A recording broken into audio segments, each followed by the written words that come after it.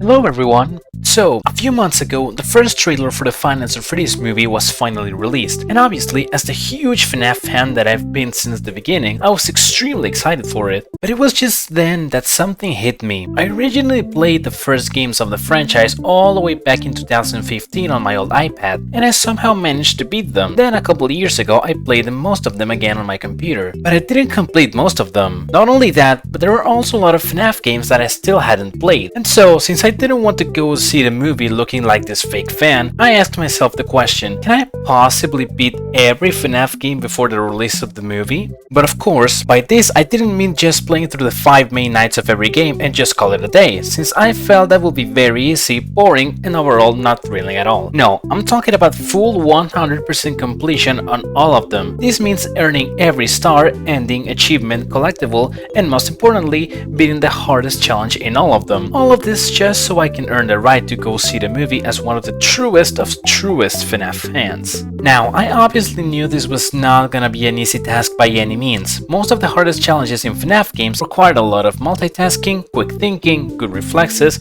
and most importantly, a ton of luck. Some of them have taken even the best FNAF players from hours to days to complete. But of course, this is what's gonna make this challenge all the more exciting and satisfying to complete. Besides, this wouldn't be the first time I'd be completing a stupidly difficult challenge in a video game, and considering the experience I had from previously beating most of these games, I knew I was capable of doing it. And so, after several weeks of mentally preparing myself to tackle on this beast of a challenge, it was finally time to begin. So without further ado, join me as I document and detail my journey of trying to 100% every FNAF game before the release of the movie.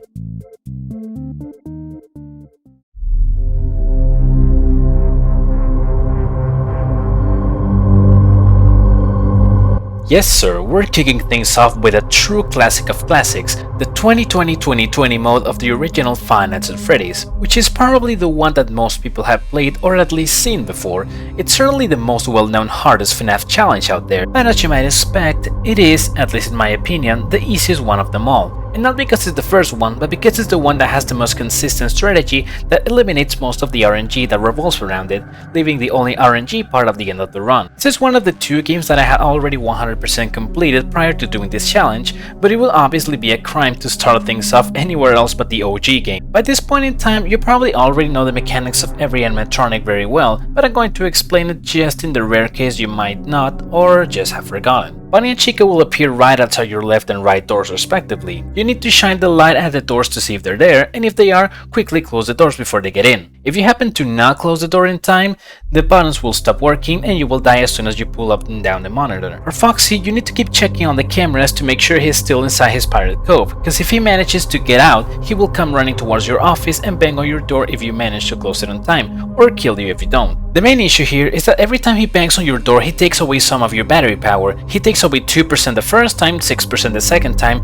11% the third time, etc., which is really a problem. Him taking away 2% is still salvageable, but if he takes an extra 6%, it's just GG. So whatever you do, do not let him get out of Pirate Cove. Now the main issue of this night is Freddy himself. Once you hear him laugh, that means he has started moving, and every time he laughs again, that means he has moved to a different room. He will keep moving until he makes it to camera 4B, aka just outside the right door of your office. And if you pull out the monitor when he's there without closing the right door, he will get inside your office and kill you. And unlike the rest of the animatronics, he doesn't retreat when you close the door on him. Once he makes it to camera 4B, he will stay there until you either die or beat the night. So that's it for the animatronics. Now let's get to the strategy for beating this. The most important thing you need to learn is something called camera stalling. Basically, once Freddy gets to camera 4B, you just need to keep your monitor on that camera for the rest of the night, since Freddy won't ever be able to kill you if you keep looking at his camera or your monitor is down. While doing this, just keep checking the lights on the doors, and if you see one of the animatronics there, just close the door until they go away. Really simple.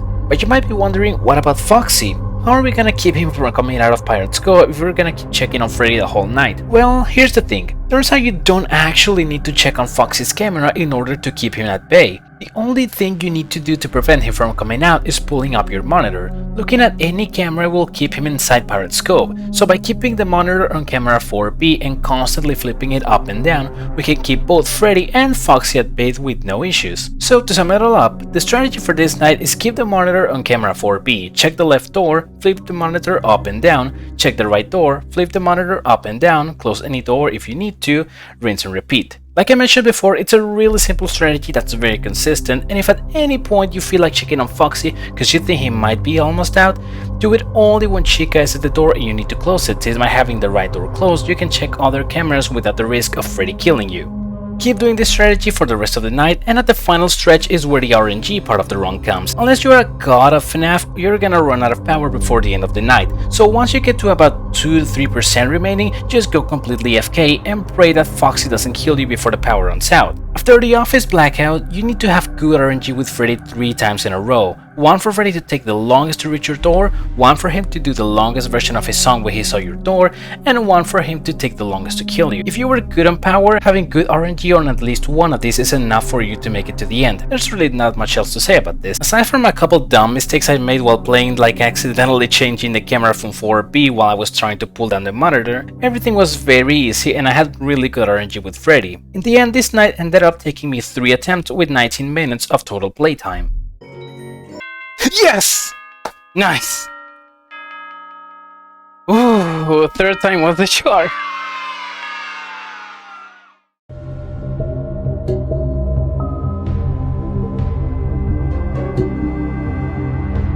Oh boy, I didn't look forward to talking about this and reliving it. See, the hardest challenge in Five Nights at Freddy's 2 is the Golden Freddy Custom Night preset, most commonly known as 1020 mode. Of course, I was expecting it to be challenging, but I certainly wasn't expecting it to be so brutally and utterly difficult to the point of making me reach my emotional breaking. You see, right after beating 420 on FNAF 1, I wanted to beat Night 6 of this game since I had it done before this challenge, and it only took me 13 attempts and 1 hour 15 minutes of total playtime, which is, you know, a considerate amount but not too bad from what's supposed to be a really hard night, since after playing it for the first hour you pretty much understand every mechanic. So I said to myself, well, the 1020 is probably gonna take me around the same amount of time to beat, but if only I knew how wrong I was. After beating Night 6, I beat some of the custom night presets on stream and did the rest off stream on my own, which by the way award you with some really cute plushies on your desk. And then I was ready to take on the Golden Freddy challenge. Now let me explain how everything works in this game, okay?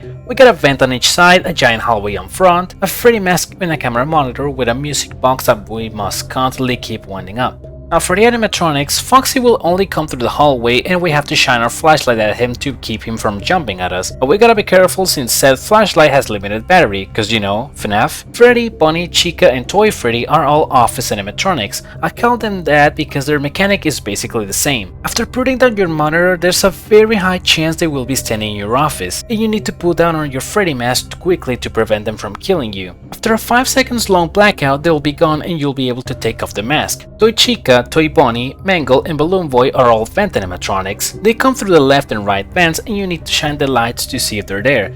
If they are, you need to put on your Freddy mask for a few seconds to make them leave. If you put up your monitor while a vent animatronic is there, you will die. Next is Golden Freddy. He has a very unique mechanic. He can either appear sitting in your office in front of your desk when you put down your monitor, or appear in the hallway as a giant floating head. If he's sitting, just put down on your Freddy mask and he will vanish. You gotta be careful not to shine your flashlight at him or he will kill you. And if he appears in the hallway, make sure to not flash the light at him too much or he'll kill you. Just put up your monitor as soon as possible to make him go away. Now for the final animatronic, the puppet. This is the reason why we even need the cameras in the first place. We need to constantly keep winding up the music boxes in to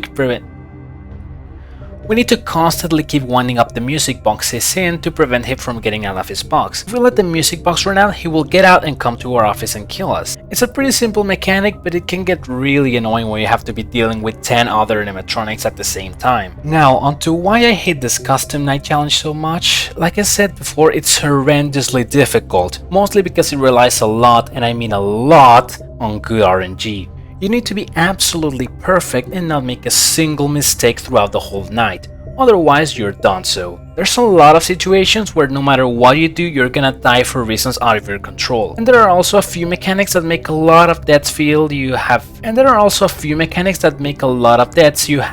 like the game is being completely unfair to you. You see, this night runs on cycles or intervals that are 5 and 10 seconds long. Every 5 seconds an animatronic has a chance to make a move, which, since we're playing on 1020 mode, you can bet it's almost a 100% chance every time. And every 10 seconds they have a chance to kill you, and by they I'm talking about Foxy specifically. If you reach the end of a 10-second interval and you haven't flashed the hallway enough, Foxy is guaranteed to murder you. And another important thing is that at the end of these intervals, the animatronics have a high, and I mean a very high, chance of pulling down your monitor while you're winding up the music box, leaving you very little time to react and putting the Freddy mask on time. The final important thing that I want to mention, and the real problem of this night, is Toy Bonnie. If Toy Bonnie wasn't here, or if he works similarly to Toy Chica, this night will be a lot easier. Because unlike the other vent animatronics, Toy Bonnie has a special mechanic, in which after you put on the Freddy mask, instead of just going away, he starts an animation where he slides from one side of the office to another, and sometimes he takes his sweet time to start his animation after you put on the mask. Now let me give you an example of why this mechanic is such a problem. The music box takes a total of 16 seconds to fully unwind.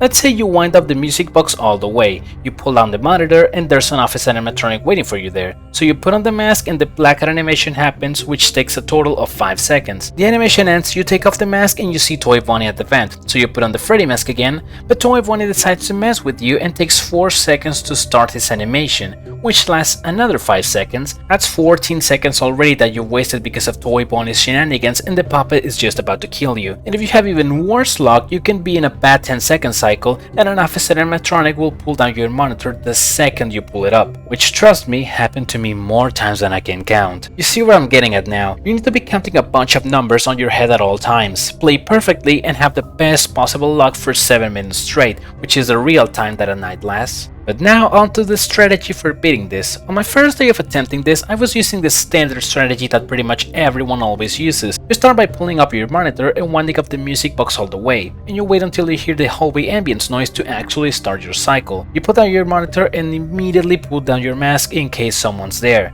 Flash the hallway and check the vents, put on the mask if needed, flash the hallway again, put up your monitor and wind up the music box around 8 ticks, which is like a third of the circle, rinse and repeat. That is just a standard way of doing this night. But wait, because there's actually a better strategy for this that I discovered on my second day of attempting this, that I wish I had discovered way sooner, called the left bend camping strat. What you do with this strat is basically every time an office animatronic appears on your office and causes a blackout, you will want to keep the mask on for like around 3/4 of a second after it finishes, since the time you need to keep the mask on for one of the animatronics at the left bend to leave is around the same as the duration of the blackout animation. Doing this will make it that every time an office animatronic is in your office, you won't have to worry about checking the left bend, and you'll only need to check it if no office animatronics appear after pulling down your monitor. By doing this, the only vent animatronic that you will really need to take care of is Toy Bonnie, since you will know if Mangle is in the vent because of the static radio noise he makes while he's in the vent. Now, with everything said, this obviously doesn't guarantee a win. Like I mentioned, you need to have really good RNG and you'll need to take risks throughout the whole night, like not checking one of the vents because you won't have enough time to put on the mask before the music box runs out. Overall, this makes for a very stressful and nerve-wracking challenge that will keep you on your toes all the way through.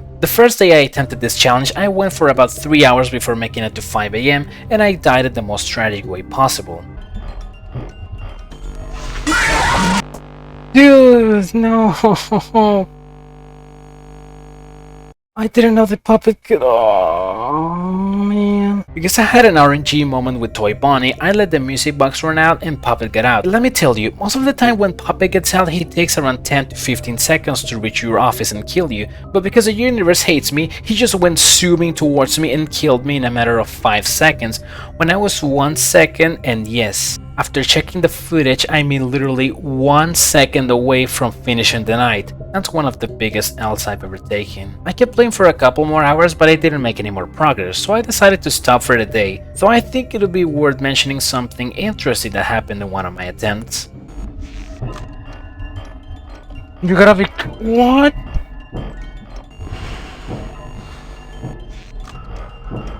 What is that thing? What? Why was there an What? Yeah, I somehow got a rare Easter egg of an endoskeleton showing up at the prize counter camera after Puppet got out. Just thought it would be funny to bring it up. Then on my third day of attempts, another interesting thing happened. Couldn't be me. Wait, what was that? Did you see that? There's a paper pail in there, what? Well, I just got an Easter egg. Yes, I got yet another Easter egg. This time a paper pal showed up in my office, just like the endoskeleton. I don't know what are the chances of this happening, and I even joked about it in my stream about having good luck with Easter eggs, but you know, not actually with winning the night. But turns out that paper pal Easter egg was not the only rare thing that happened in that attempt. My battery's running out, I gotta run out of batteries. Yeah!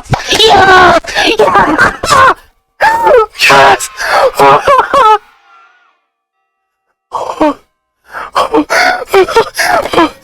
my god, oh my god. By some miracle, I had finally managed to beat the night, which took me a total of 226 attempts and 9 hours 2 minutes of total playtime, and awarded me my so desired Golden Freddy plushie on my desk.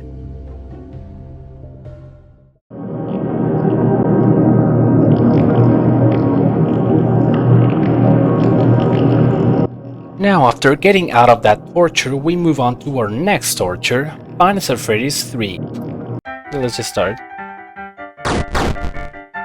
Well, that's not a good start. Yeah, so in case you weren't around at the time, before the release of FNAF Freddy's 3, Scott announced that the game had been cancelled after he'd been hacked and uploaded it on GameJolt for free. But when downloaded the game and played, it turned out to be, well, this. It was all just a prank by Scott. This game is one of Scott's games before FNAF called There Is No Pause Button, but this time he just put a Freddy head on top of the main character, and that's pretty much it. The original game actually had a difficult setting that ranged from very easy to very hard, but since this true old FNAF 3 version is always on the normal setting with no way of changing it, that's the one we're gonna be playing. This setting adds jumping lava bubbles and spike walls that move back and forth. But first things first, I should probably talk about the game itself. It is a 2D platformer where you play as this character called Anim Dude that's always running at a set speed, and the only thing you can do is jump. You have to make it through 30 levels in total, and you're given 99 lives to make it to the end. Throughout all the levels besides the spike walls and lava bubbles, you will need to avoid spike traps and death pits. In every level there's a trophy that you need to get in order to make it to the next one, and in some of the levels you will need to pull a lever to defeat a giant fire-breathing monster that's guarding said trophy. You will also need to be careful as there are some traps that are marked by these red X signs, but there are also fake outs where the X sign doesn't actually mark a trap and is there just to throw you off, as well as some fake trophies that lead to traps. These can easily be identified by the fact that they don't shine like the real ones do. Now, some stuff that I need to clarify is that you need to be really careful with your lives. There are a lot of times where you have to do extremely precise jumps to squeeze through gaps, and sometimes when you get to a next screen, the game really doesn't give you any time to react, so you need to have the game perfectly memorized for this part. There are sections where you're gonna be running to a wall and you need to wait for a lava bubble and spike wall cycle to line up in order to jump and make it through, which are really unforgiving. And one final piece of advice, if you want a shot at finishing this, you need to make it to the last 10 levels with at least 90 lives and make it to the final level with at least 50 lives. I'm not joking, these last levels are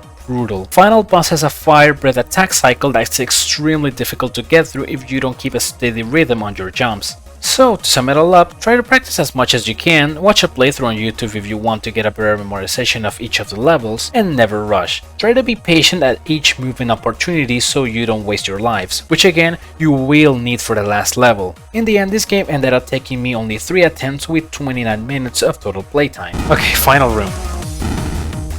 Don't mess this up.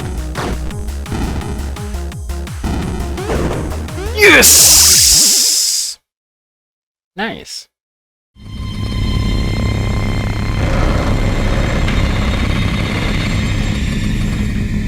Okay, now time for the actual FNAF 3.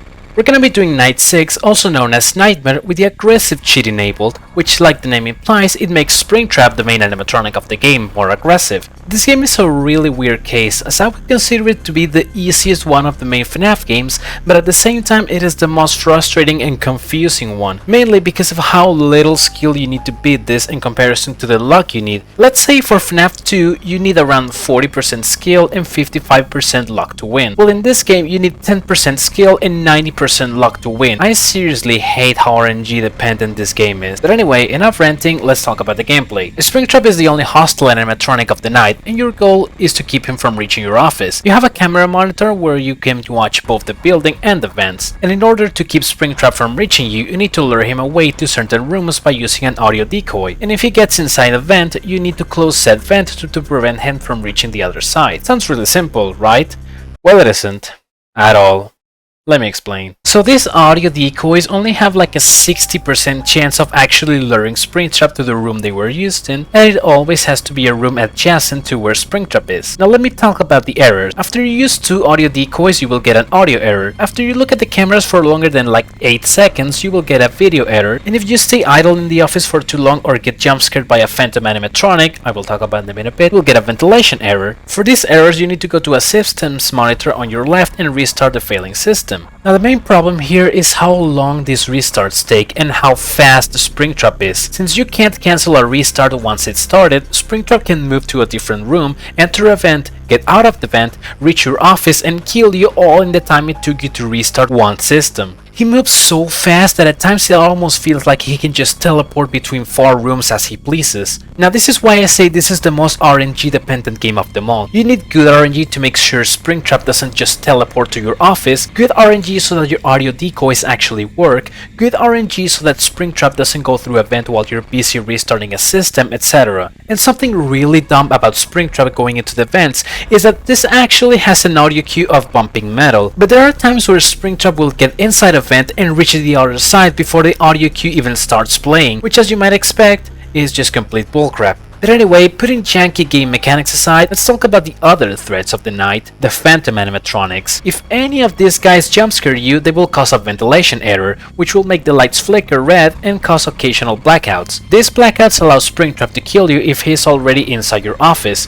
So yeah, you really don't want to get jumpscared by these guys. So now onto how to avoid them. Phantom Freddy is the easiest one to avoid. He will occasionally walk in front of your window, and to avoid him you just need to be on your camera monitor or your system monitor until he goes away. For Phantom Foxy, sometimes he will be on the left side of your office and he will jumpscare you if you turn to look at him. He can be avoidable if you turn back when he's there and look to the right, but the probability of him appearing is just not enough to hesitate every time I want to look to the left, so it's just a mild inconvenience that can get really annoying. Phantom Balloon Boy has a chance to appear in the camera monitor after you open it. To avoid him, you just need to react quick enough and either close the monitor or quickly select another camera than the one you're looking at. Phantom Chica has a chance to appear in an arcade machine screen in camera 7. If you see her on the screen, next time you turn to the left or your office, she will jumpscare you. There's a way to avoid her if you click off the camera and close the monitor fast enough, but it's very unlikely that you will have time to do so. Phantom Puppet will appear in camera 8, and if you don't click off the camera on time, he will appear in front of you, blocking you from seeing or doing anything while creating an audio disturbance for several seconds. If you get jumpscared by Puppet, it's pretty much a guaranteed game over, and as by the time you recover and reset the ventilation, Springtrap had plenty of time to move and it's probably right outside your office. So if you happen to get jumpscared by him, it's better to just restart the night entirely. Finally, we have Phantom Mangle. She will appear in camera 3, and just like Puppet, if you don't click off that camera in time, you will get attacked by her. Though Mangle, instead of jumpscaring you and causing a ventilation error, she will stay in front of your office window for several seconds, causing an audio disturbance and an audio error. Pretty sure this audio disturbance actually lures Springtrap to your office, but I'm not too sure about it. So the strat to avoid Phantom Puppet and Mangle is to treat camera 8 and 3 as if they're there 100% of the time. So if you need to play an audio in one of those cameras, do it quickly and click off as soon as possible. It should be noted that each Phantom animatronic can only jumpscare you once per night, meaning if you get jumpscared by Foxy or Balloon Boy, you won't have to worry about encountering them for the rest of the night. Well, that covers up all of Springtrap and Phantom's behaviors. Now it's time for the strategy. Kind of. It's like I said before, this night is just an RNG fest, meaning that there isn't a consistent strategy that's guaranteed to work 100% of the time. But the basic thing that you want to do is always keep Springtrap in the area between camera 7, 8, 6, and 5, and close the vent in camera 12. If he's on camera 7, he can only move to camera 6 and 8.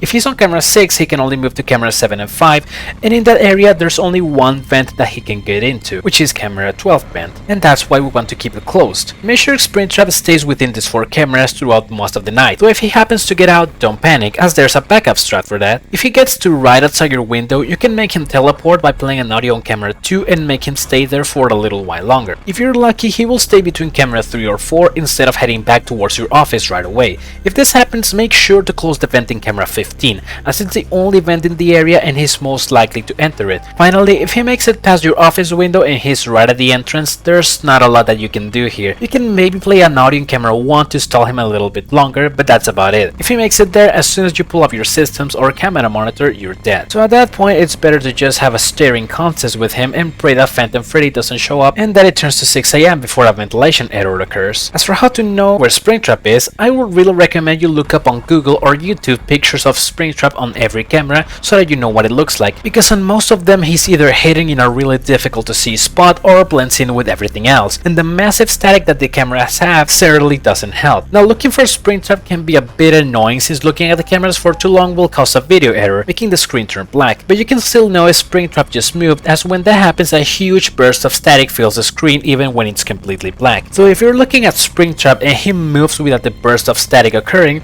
that means you were looking at a fake Springtrap. Yeah, that's another feature in this game. During or after a ventilation error, while the lights are still flickering red, there's a chance you will start hallucinating and see a Springtrap on every camera at the same time. From what I can tell, you can identify a fake Springtrap because they usually appear in a different position than the real Springtrap usually is. That's another reason why I really recommend you looking at pictures of how Springtrap looks on every camera. The final thing you can use to kinda know where Springtrap is are the audio cues. Whenever Springtrap gets someone close to you, a kind of high-pitched white noise will start to play, and the closer he gets, the louder it will get. If it just started playing, then he's probably on camera 6 or 5, and you will know where to play the audio to keep him at bay. So if he last was in cameras 9 or 10, and you suddenly hear this white noise, that means he got inside a vent and he's ready to kill you. Because like I said, sometimes the audio cues for the vents will play after Springtrap exits that vent. So try to pay close attention to every audio and it should help you track down Springtrap's location at all times. And I think that's all the advice I can give for this night. Try to always keep track of where Springtrap is. If he goes inside a vent that you already closed, that's the perfect opportunity to go and restart the audio or video, just to make sure you always have an extra audio slot available. And if you have 2 systems failing, always prioritize ventilation above everything else. Now finally, to end things off for FNAF 3, I will tell you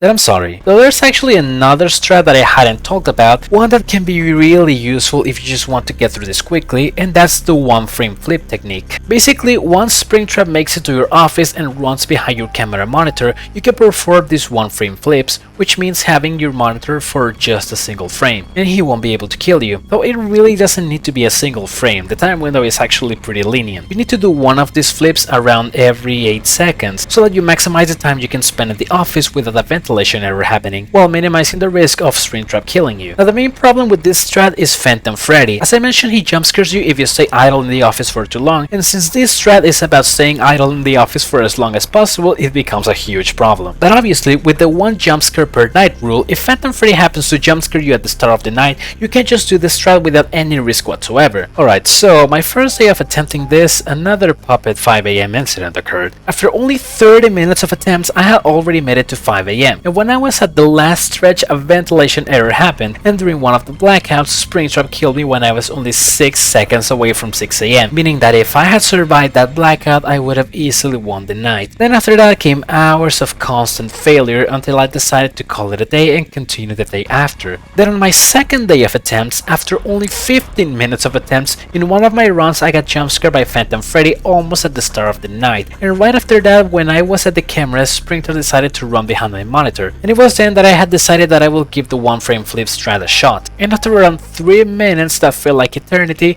this happened. Oh my goodness, I'm such a cheater. I should be ashamed of myself. Yeah, I ended up beating the night after 88 attempts and 3 hours 39 minutes of total playtime. But after doing that, as cheap and unfair as this night might be, I still had this itch in the back of my head of not beating the night the intended way. So I went back to this, and after around 3 more hours of attempts, I beat it without the use of the 1-frame flips. Oh, okay. Oh my god. Why did that take so long? Why? The only thing I can say about this game is that while it's not too terrible, the mechanics of it could really use a lot more work.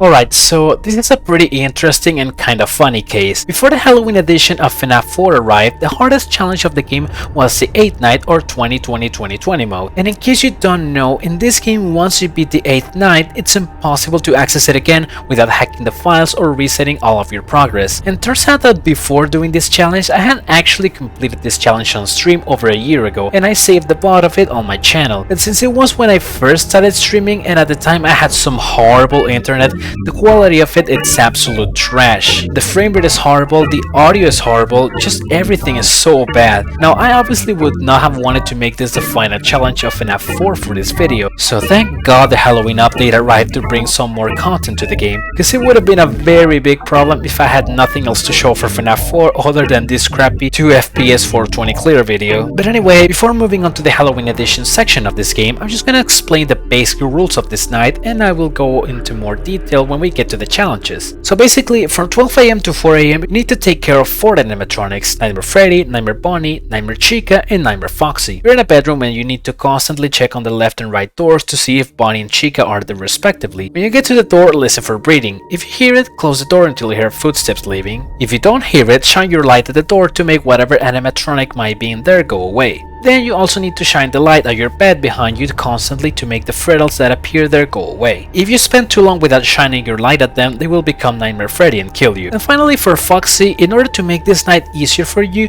you need to prevent Foxy from entering your closet, which you can do by keeping track of his footsteps. You can hear faint footsteps going from left to right throughout the night. That's Foxy running. And in order to keep him from entering the room, you need to go and shine the light or close the door to whatever side he ran off to last. As long as you don't go check the opposite side of where he ran off to, he won't be able to enter your closet. So it's a pretty simple strategy. Just keep checking the doors while always keeping track of where Foxy is, prioritizing the side he ran off to last, and turn around to shine your bed every 3 door checks, rinse and repeat. Now if Foxy gets inside your room, then you will change the strategy. You need to hold the closet door shut until he turns into a plushie, so the cycle will be 2 door checks instead of 3, go shut the door on him for a few seconds, then flash the bed, rinse and repeat. That's everything for the first part of the night. For the second part of the night, from 4 AM to 6 AM, it turns into a 1v1 against Nightmare, the last animatronic. For him, you always need to be listening for his footsteps. He will continuously run from left to right and from right to left, and when he stops, you need to quickly go shut the door on him on whatever side he's in. Now this is obviously pretty simple, but the real problem is the laughs. Whenever he laughs, that means he's inside the room. You need to check the bed and the closet to see if he's there. If he's in the bed, shine the light at him, and if he's at the closet, shut the door on him until you hear footsteps again. But here's the catch with this mechanic. He can also sometimes do a fake laugh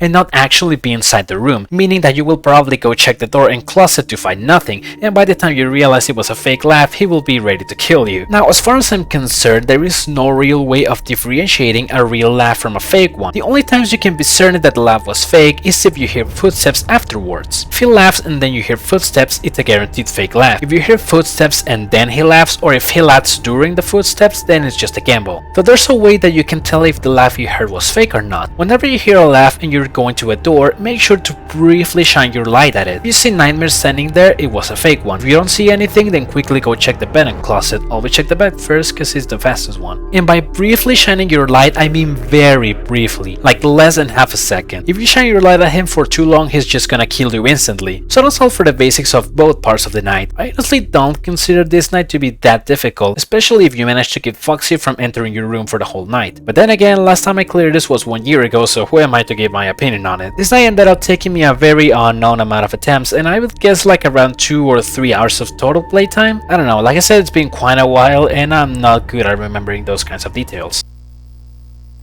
Yes! I did it! But anyway, time to move on to the real challenges of this game.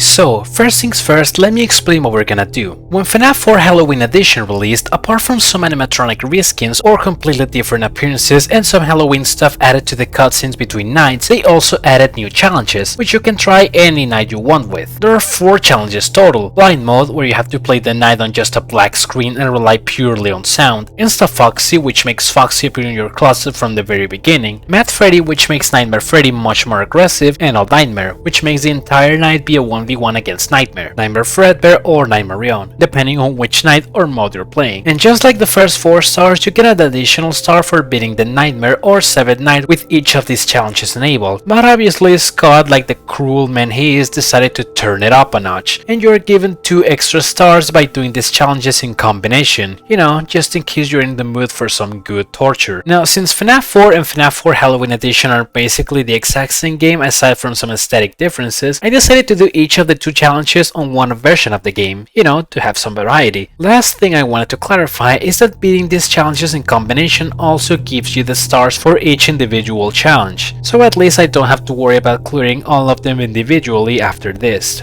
Thank God. But anyway, let's move on to our first challenge, which is blind mode plus alt nightmare. Like I mentioned before, this mode just puts a black frame on top of everything that's usually going on behind it, meaning that you can only rely on your audio to get through this. And alt nightmare, well, you already know what the deal is. Now, something that might surprise you is that blind mode doesn't really affect the gameplay that much at all. At least when you have played the game for as long as I have and you kinda have memorized where everything is, blind mode doesn't make a huge difference in difficulty, aside from just a couple things I will mention in a bit. Anyway, the first thing that you want to do as soon as the night starts is go to both of the doors, the closet and the bed, and shine your light at everything. This is just so that you can have everything loaded properly from the get-go and you don't have to worry about it having to load while you're in the middle of a dangerous situation. You don't have to worry about Nightmare in this part, as for the first 20 seconds he will just keep running left to right, but all of these are just fake footsteps. Once you hear the footsteps stop, that's when the actual night begins. I already explained how his mechanics work in the 420 section, but in here it can get a bit more complicated. More time with Nightmare means more opportunities he has to laugh, and every laugh is always the decisive if you get to continue the night or not. And the thing that blind mode affects the most here is that you won't be able to see if Nightmare is at your door or not by shining the light at him, because you know, you kinda literally cannot see a thing. And another thing that I should emphasize is that when you hear his footsteps stop, you need to be quick to get to the door, and I mean extremely quick. If you're even like half a second too late on closing it, you're gonna get jump scared by him. I had some instances where I went to close the door on him, I heard his footsteps again, and then he jump scared me immediately after. I'm not sure how the timer for him jump scaring you works. I guess it's just a little inconsistency with the game coding, I really cannot tell to be honest. But the last thing about blind mode I wanna mention is that it sometimes can make going to the closet a bit difficult, since you can only go to the closet if you're shining your flashlight directly at it, and sometimes you will be looking at one of the doors when you don't want to. So if you're clicking in the middle of the screen and nothing's happening, there's an easy fix for this. Just quickly flick your mouse to the right, then click the middle again. If that doesn't work, quickly flick your mouse to the left and you should be golden. So long story short, this night is in my opinion the hardest challenge in FNAF 4. You need to be constantly paying attention to where Nightmare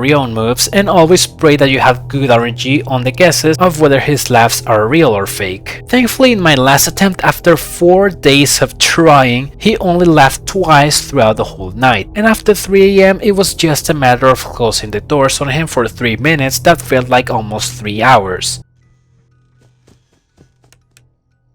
Oh, thank God, thank God, oh my God, oh yes, yes, yes! In the end, this night ended up taking me 154 attempts with 6 hours 20 minutes of total playtime. And I can't believe we aren't done with FNAF 4 just yet.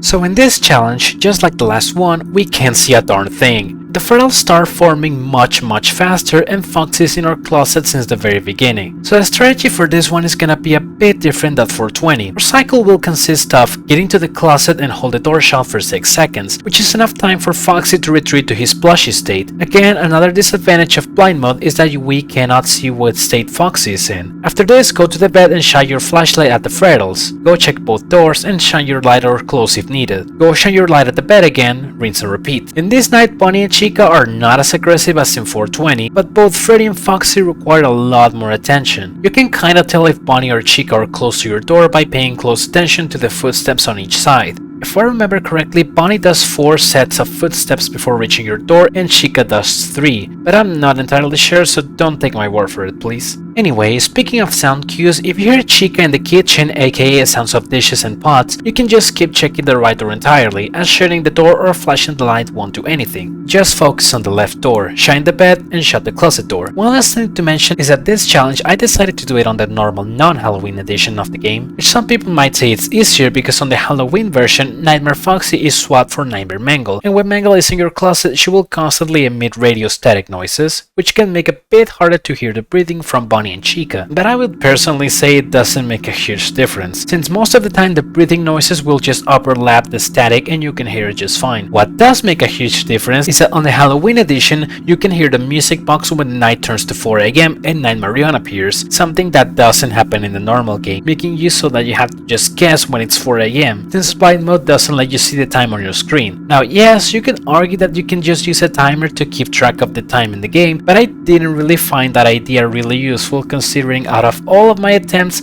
I only made it to the nightmare part like 4 times total, and I didn't feel like setting a timer every single time I restarted the night, knowing that I probably won't even get to the nightmare section. So yeah, once I survived long enough to where I felt nightmare was close to appearing, I just paid really close attention to the footsteps, and adjust my game plan to that of nightmare. I already explained everything about it on the all nightmare section, so there's nothing new I can say. After 3 days of attempts, which were less than I expected if I'm being honest, I finally made it to the nightmare section again, and I finally had good enough RNG to make it through.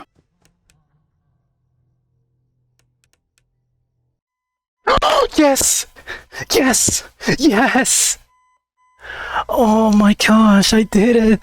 This night ended up taking me a total of 101 attempts with 3 hours 30 minutes of total playtime. Now before moving on, I would like to take some time to tell you all and give you a warning. Completing these games is an actual health hazard, and it's not something I would recommend to anyone that values their life enough. This was especially prominent with FNAF 4. After playing this game for over an hour or so, I just felt completely emotionally drained. The only thing I had on my mind all the time was, when will this nightmare be over? It made me question if this was actually worth it, and I'm sure anyone with a weak heart will have a much worse time than I did. These games really do mess up both your heart and your mind more than you could ever imagine. I swear I'm not joking. During the days I was playing these games, I constantly had nightmares and uneasy sleep, but at last, as the stubborn guy that I am, I just decided to keep pushing through and finally make it past the torture and severe anxiety that this game can cause to anyone. And it was finally time for the next challenger to tackle.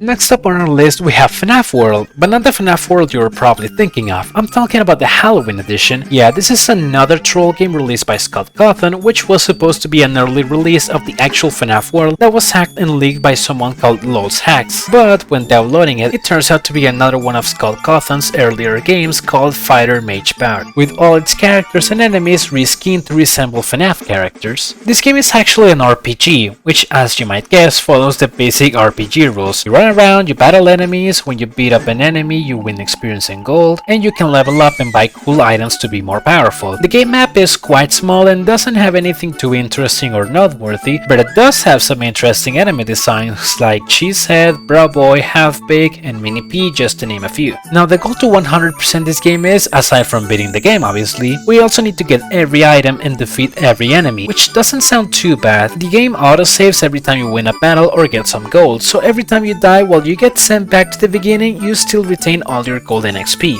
And there's also a health station near your spawning point that makes recovering much easier, as well as a shop where you can get your first items. But before talking about the items, let's talk about our moveset. Obviously, since I couldn't have gone any other way, I selected hard on the difficulty options, which makes you play as Chica, and her moveset consists of Flap, Boom Cakes, Regen Cakes, and Blind Cakes. Flap is her standard attack, and each of the cakes grants a different effect, but have limited uses. Boom Cakes cause massive damage, Regen Cakes heal you, and Blind Cakes blinds the enemies, increasing the chances of blocking enemies' attacks. Now let's talk about the items. You can buy each item with gold that you obtain from defeating enemies or from random chests scattered throughout the map. Right at the start, you can find a heart and a small shield, which give you more health and enable you to block attacks respectively. There are 3 hearts total in the game and a big shield, which is an upgraded version of the small shield. Next up are shoes, which make you regain 1 health point for every 2 steps you take in the map. There's a 4-leaf clover that guarantees you getting the first attack at the start of every battle, a poison sword that inflicts a poison effect to an enemy when you attack, making them take more damage with each attack. There's the spike ball, which has a random chance of dealing double the damage when you attack. And finally, there's the katana, which considerably increases your attack power. And well, there's really not much else to explain about the gameplay, since like I mentioned before, you just walk around, battle enemies for gold and buy items. But there are 2 things in this game that actually did put on a challenge, those being 2 secret bosses called Party Hat A and Party Hat B. These 2 enemies are an absolute nightmare to defeat. Let's start with Party Hat A. He has 333 health points, which is the highest in the whole game after the final boss, and not only that, but he's also extremely strong. If you don't have enough level, his attack is a one-hit KO, so you need to grind for some XP before you even attempt to beat this guy. As for the strategy to beat him, first of all, obviously you need to have every item at your disposal in order to increase your attack, health and defense. Then when you're in battle, you're gonna want to start by using a blind cake on him. This to increase the chances of his attacks getting blocked and giving you more chances to attack him. Next up, you'll need to use the regen cake, because even if you have max health, regen cake automatically heals you every turn after you use it, which can really come in handy if you get attacked and don't want to waste a turn using another regen cake. Then you're gonna use the standard flap attack until you inflict the poison effect on him, which shouldn't take too long as the chances are pretty high. And finally, after he's poisoned, you're just gonna want to keep using the boom cakes over and over to inflict massive damage on him, which combined with the poison effect damage should take care of him rather easily. Just pray that your blind cake effect lasts until the end of the battle, and if you feel the need of using a regen cake because you think you don't have enough health, go ahead and use it. It's better safe than sorry.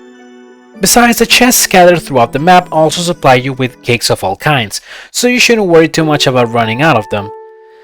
So yeah, after a few attempts and a good round of RNG, I managed to defeat this beast. And my reward was that my big shield turned red now for some reason. Now comes Party Hat B, and this guy is somehow even worse than the last one. He only has 66 health points, but he's much stronger. No matter the level you are, any attack from him is a guaranteed insta-kill. And to make matters worse, in his battle most of the time he gets to attack first. So when you go fight him, you need to pray that you're lucky enough to get the first attack or that his attack will get blocked.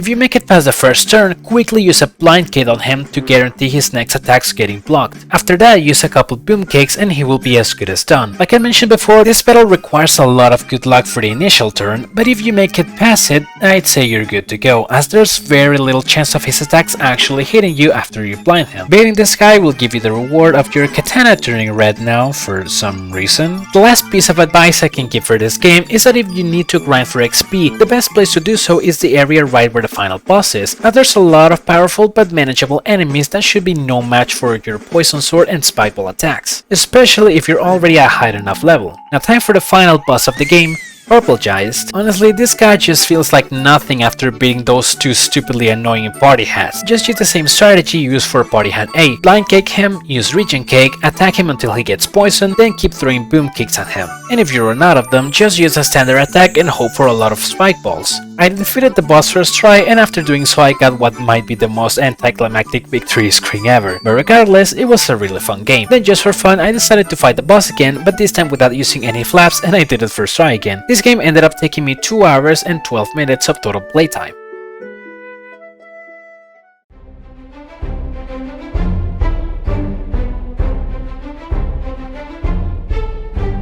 After FNAF World Halloween Edition comes the actual FNAF World, another FNAF RPG, and boy do I have a lot to talk about this one. I'm not gonna spend too long talking about the story because, well, it's a little too simplistic. Basically, we're starting off our game on hard mode, because of course we do, and adventure mode, meaning that we can fight and unlock characters along the way and make them join our team. The game starts with Dreadbear telling us that something is wrong in the animatronic village. A lot of terrifying creatures are roaming around the place, and it's basically our duty to go find out what's going on and restore order to this place. There are more dialogues with Fredbear after this one, but that's basically all you need to know in regards of the story. So we start off by just walking around and we encounter enemies randomly. Every time we defeat an enemy, we get experience that levels us up and makes us stronger and some money to buy upgrades. We find our first boss fight with Auto Chipper and we go to Fredbear again, who tells us about some glitchy objects that will put us in some weird glitching areas that will help us warp to different zones of the map. These are our main methods of transportations between different map zones. There are a lot of upgrades in the game. the main ones being the endoskeleton upgrades, which are sold by Mendo at the starting area. There are only 3 in total, with the most expensive one costing 9,000 coins. Then there are the bites, which are little assistants that will help your team during battles, and they are sold by Lolbit in different stores throughout the whole game. There are bites that constantly drain a boss's or enemy's health, bites that heal you, bites that block attacks, and even some bites that have a chance to insta-kill enemies, which are scattered throughout the game in chests. Sometimes you have to go through secret or hidden pathways to get to them.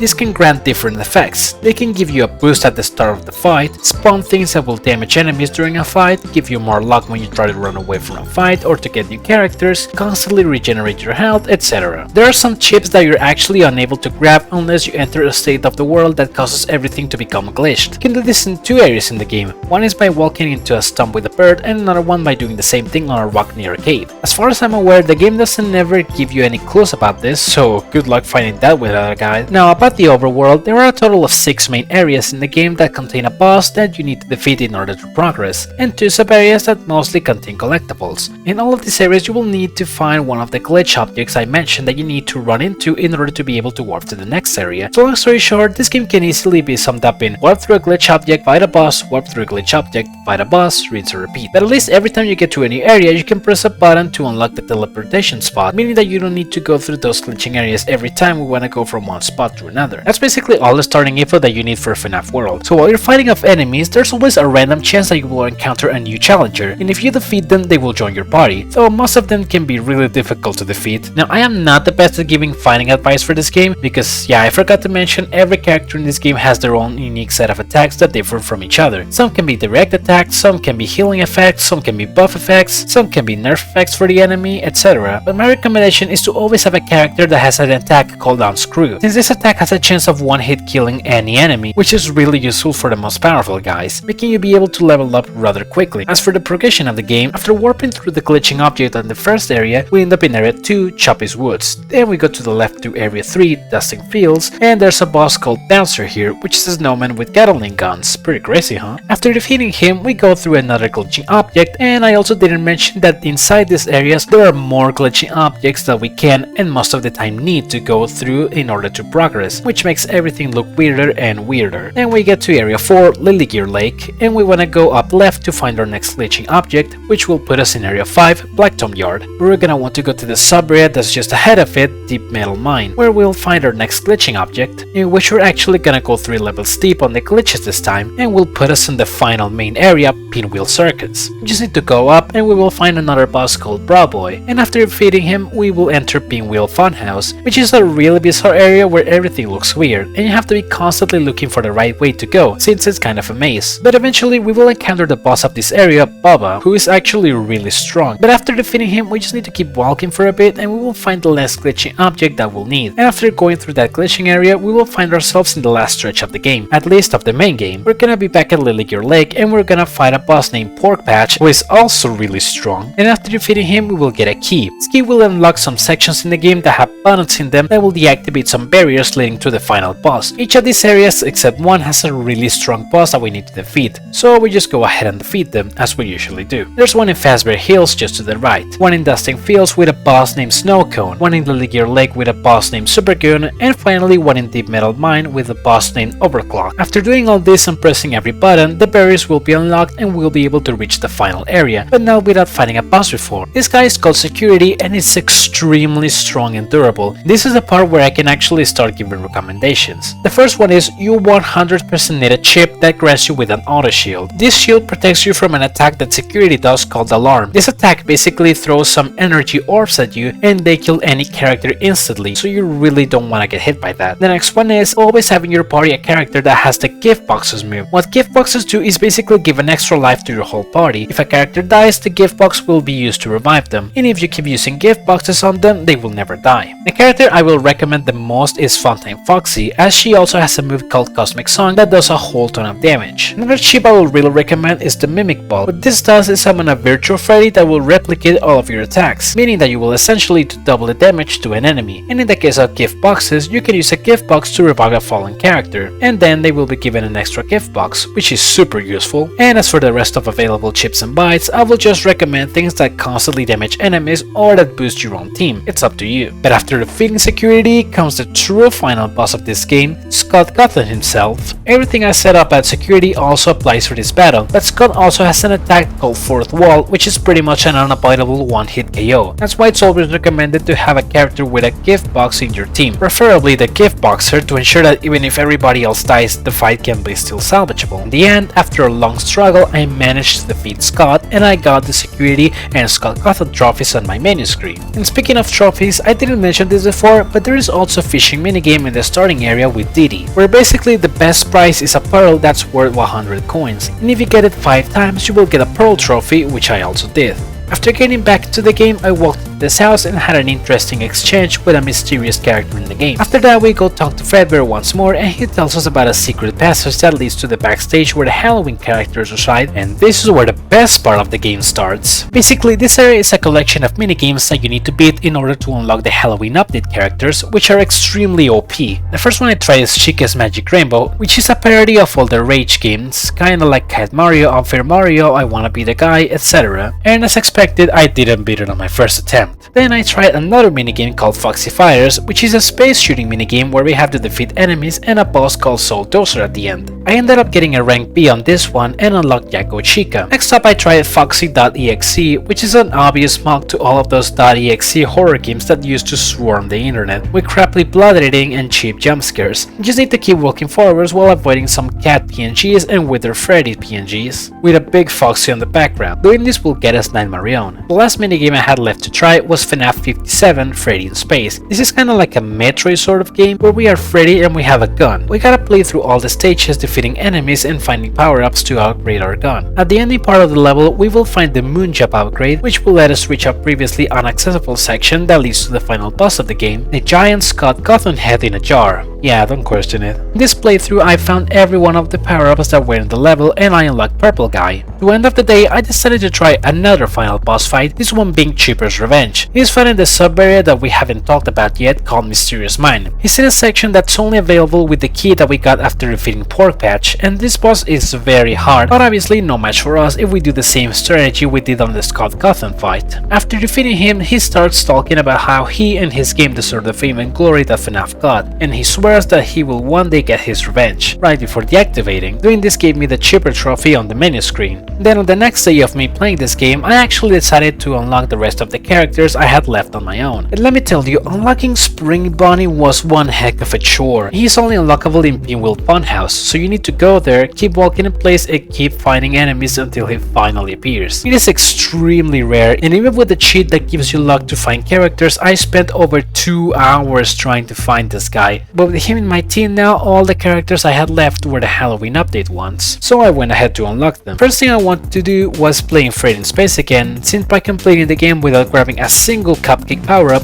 you will get another character. And for the final boss while you're doing this, you need to have some strong hands, then spamming the shooting button shoots much faster than just keeping in health, so that's something you really want to take into account for this. After doing this, I unlocked Coffee, and then I did it again, but this time I just grabbed a few power-ups, and doing so unlocked Jacko Bunny. Next up was Foxy Fighters again. This time I needed to get the rank of A, which is done by getting a total score of 175 by a combination of health and kills, which actually took me a few attempts to do. The best strategy for this is to get the pink laser power up. This type of shot does massive damage to the enemies, and apart from not letting enemies start attacking you back, it also makes the final boss fight against Soul Dozer end really quick. Finally, I got my rank A and unlocked Nightmare Balloon Boy, and there's also this. You won't get tired of my voice, will you?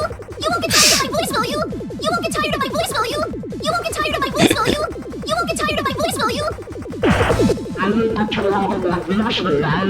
Before trying out the last minigame, I wanted to be done with the rest of the endings I had left. First up was the 4th glitch ending, which you get by going down 4 levels of glitches in the area with the glitching object right after a Pinwheel Funhouse. This will make you end up in an area with a character named Old Man Consequences, where you can only talk to him and then the game will end. This will grant you an 8-bit Freddy trophy on the menu screen. Next up I wanted the drowning ending. For this you need to do the same process, but instead of talking to Old Man Consequences, you need to drown in the lake by mashing left and right. And after an image of 8-bit Freddy falling for a bit, you will see a picture of of a person watching TV with 2 other people. Next is the clock ending, which I actually had to make a new save file for, since the process for it you need to start making it since the beginning of the game. You basically need to not click anything after Fredbear is done talking to you, and right after that he will turn into an 8-bit version of himself and start telling you some weird things, as well as that you need to find a clock. Every time you talk to Fredbear, there's a new clock that you need to obtain in the area you just unlocked, and for every clock you need to do a certain action. For the first one you need to push Balloon Boy into a box, for the second one you need to press some switches in a certain order, for the third one you need to push 4 cupcakes into boxes, for the fourth one you need to stand in a square in the middle, and for the fifth one you need to push Bonnie into a box. After doing everything and getting the key from Pork Patch, you will unlock an area with a portal in Fazbear Hills that will unlock the clock ending, which is something that might have some lore significance, maybe? This will unlock the Crying Child trophy on the menu screen.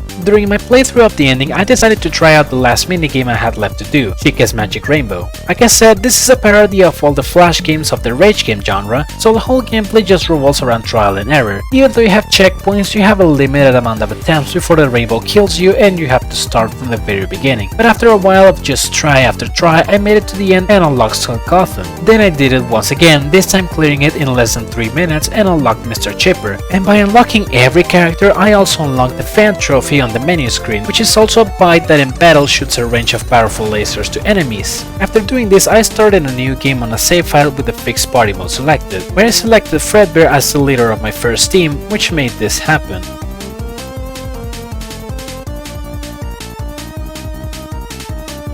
Yeah, so that's called the universe ending, and it grants me with the trophy of Fredbear's legs.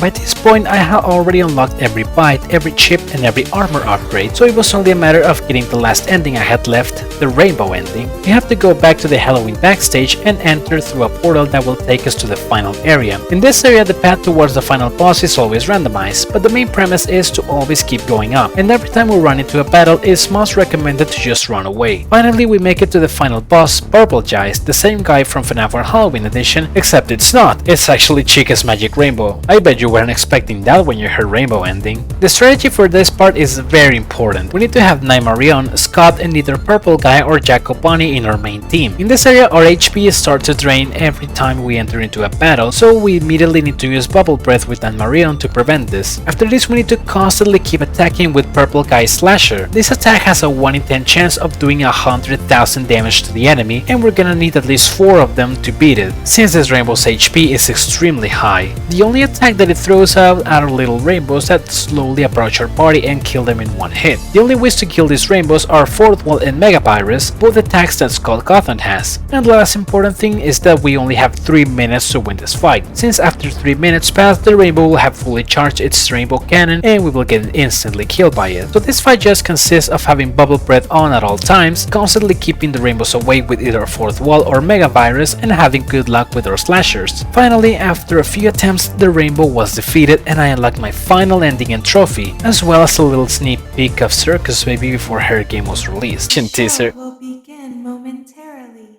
Oh. Everyone, please stay in your seats. In the end, this game took me 12 hours, 41 minutes of total playtime to fully complete, and it was a lot of fun, especially the Halloween minigames.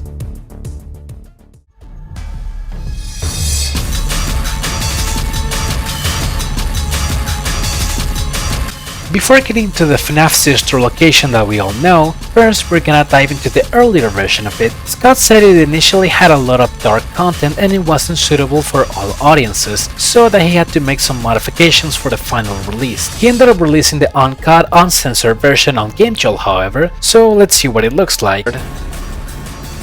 Anyway, let's do this. Oh, this goes even harder. Let's see. Yeah, this was yet again another troll by Scott. This turned out to be another one of Scott's earlier games called Sit and Survive, but this time the protagonist is wearing a Freddy mask, and that's all there is to it. This game consists of, just like the name says, sitting around a campfire and surviving for as long as we can. Every day some random animals, insects, or natural disasters will occur that will damage us. And for every day we survive, we get money that we can use to buy stuff to protect ourselves. And besides that, we also need to make sure we have enough food and water, or else our health will start depleting too. And there are also certain events that can make our character get sick, hot, or cold, which we obviously gotta take care of as well. It's really intuitive which things are needed to take care of which things. Bandages, water and sandwiches for health, hydration and food respectively. Snake and bear traps for snakes and bears, umbrella for acid rain, medicine for sickness, etc. Since this is an endless game and there really isn't a goal to achieve, the goal for 100% was just to buy every single thing and see every event in a single playthrough. These events include bugs, snakes, bears, bats, zombies, ghosts, bunnies, rain, lightning, snow, heat, acid rain, tornado, meteorites, and spaceships. Obviously, this game is very RNG dependent as no playthrough will ever be the same, so you just gotta manage your money very well and pray that your character will survive long enough to see another day. In the end, this game took me 2 attempts and 32 minutes of total playtime to finish a playthrough where I was able to buy every item and watch every event, and I ended up making it to day 17, which in my opinion is not a bad record, though I know it is possible to get to like day 30 if someone tries hard enough and has some really good luck.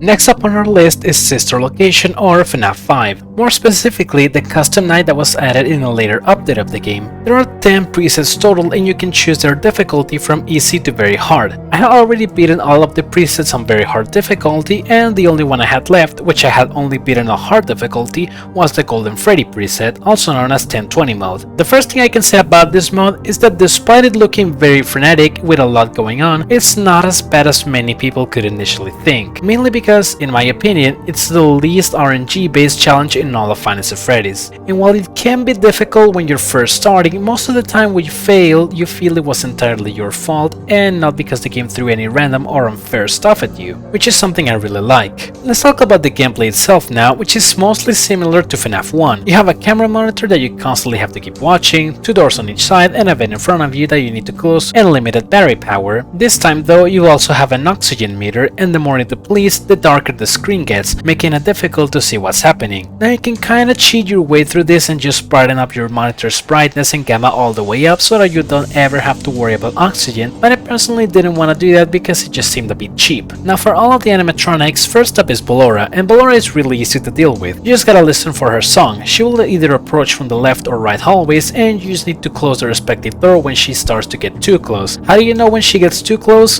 Trust me, if you play this for yourself, you will 100% know when she's too close. It's important to not close the door the moment you hear the song, since it's unnecessary and it will only waste battery. Just wait for her to come close the door, and open it after she either leaves the same way she came from or her music starts to sound from the middle. That means she's gone away. Next is Funtime Freddy. He will either be in the right or left closet and you need to pay attention to his sound cues, as every time he moves from one closet to another you will hear his footsteps, similar to Nightmare in FNAF 4. So pay close attention at which direction his footsteps sound to be able to track his location at all times. From time to time he will scream several lines of dialogue throughout the night, but you only need to pay attention to 2 of them. When he screams "Bon Bon go get him," he will throw a bonbon at you and you need to close the door from the side he's in to prevent Bon Bon from reaching you. This is why it's so important to keep track of Freddy's location throughout the whole night. The second thing he will scream is "Get ready for a surprise." When he screams this, you need to close the opposite door from the side he's in. If he's on the left closet, you need to close the right door and vice versa. The window to close the doors after Funtime Freddy screams is actually kinda lenient, but since he relies purely on sound cues, you always have to be paying attention to where he is. If you lost track of his location, you can also check on your cameras the left and right closets and it'll show which one Freddy's at. Next one is Yendo, and Yendo can be really tricky. Every time you flip down the monitor, there's like a 4 out of 5 chances that he will be standing in your office. You need to flip your monitor back up and down again to make him go away, but to make sure he actually goes away, you need to not flip the monitor back too fast, otherwise it will not give time for Yendo to disappear. Obviously, if you don't do this fast enough, Yendo will kill you. But the hardest part about that is that every frame that Yendo is in your office, he drains your oxygen. If you're not fast enough, Yendo can drain like 30% of your oxygen in half a second, making everything harder to see. And most of the time, it's not recommended to just rely on your reaction time, and instead automatically flip the monitor back up again every time you flip it.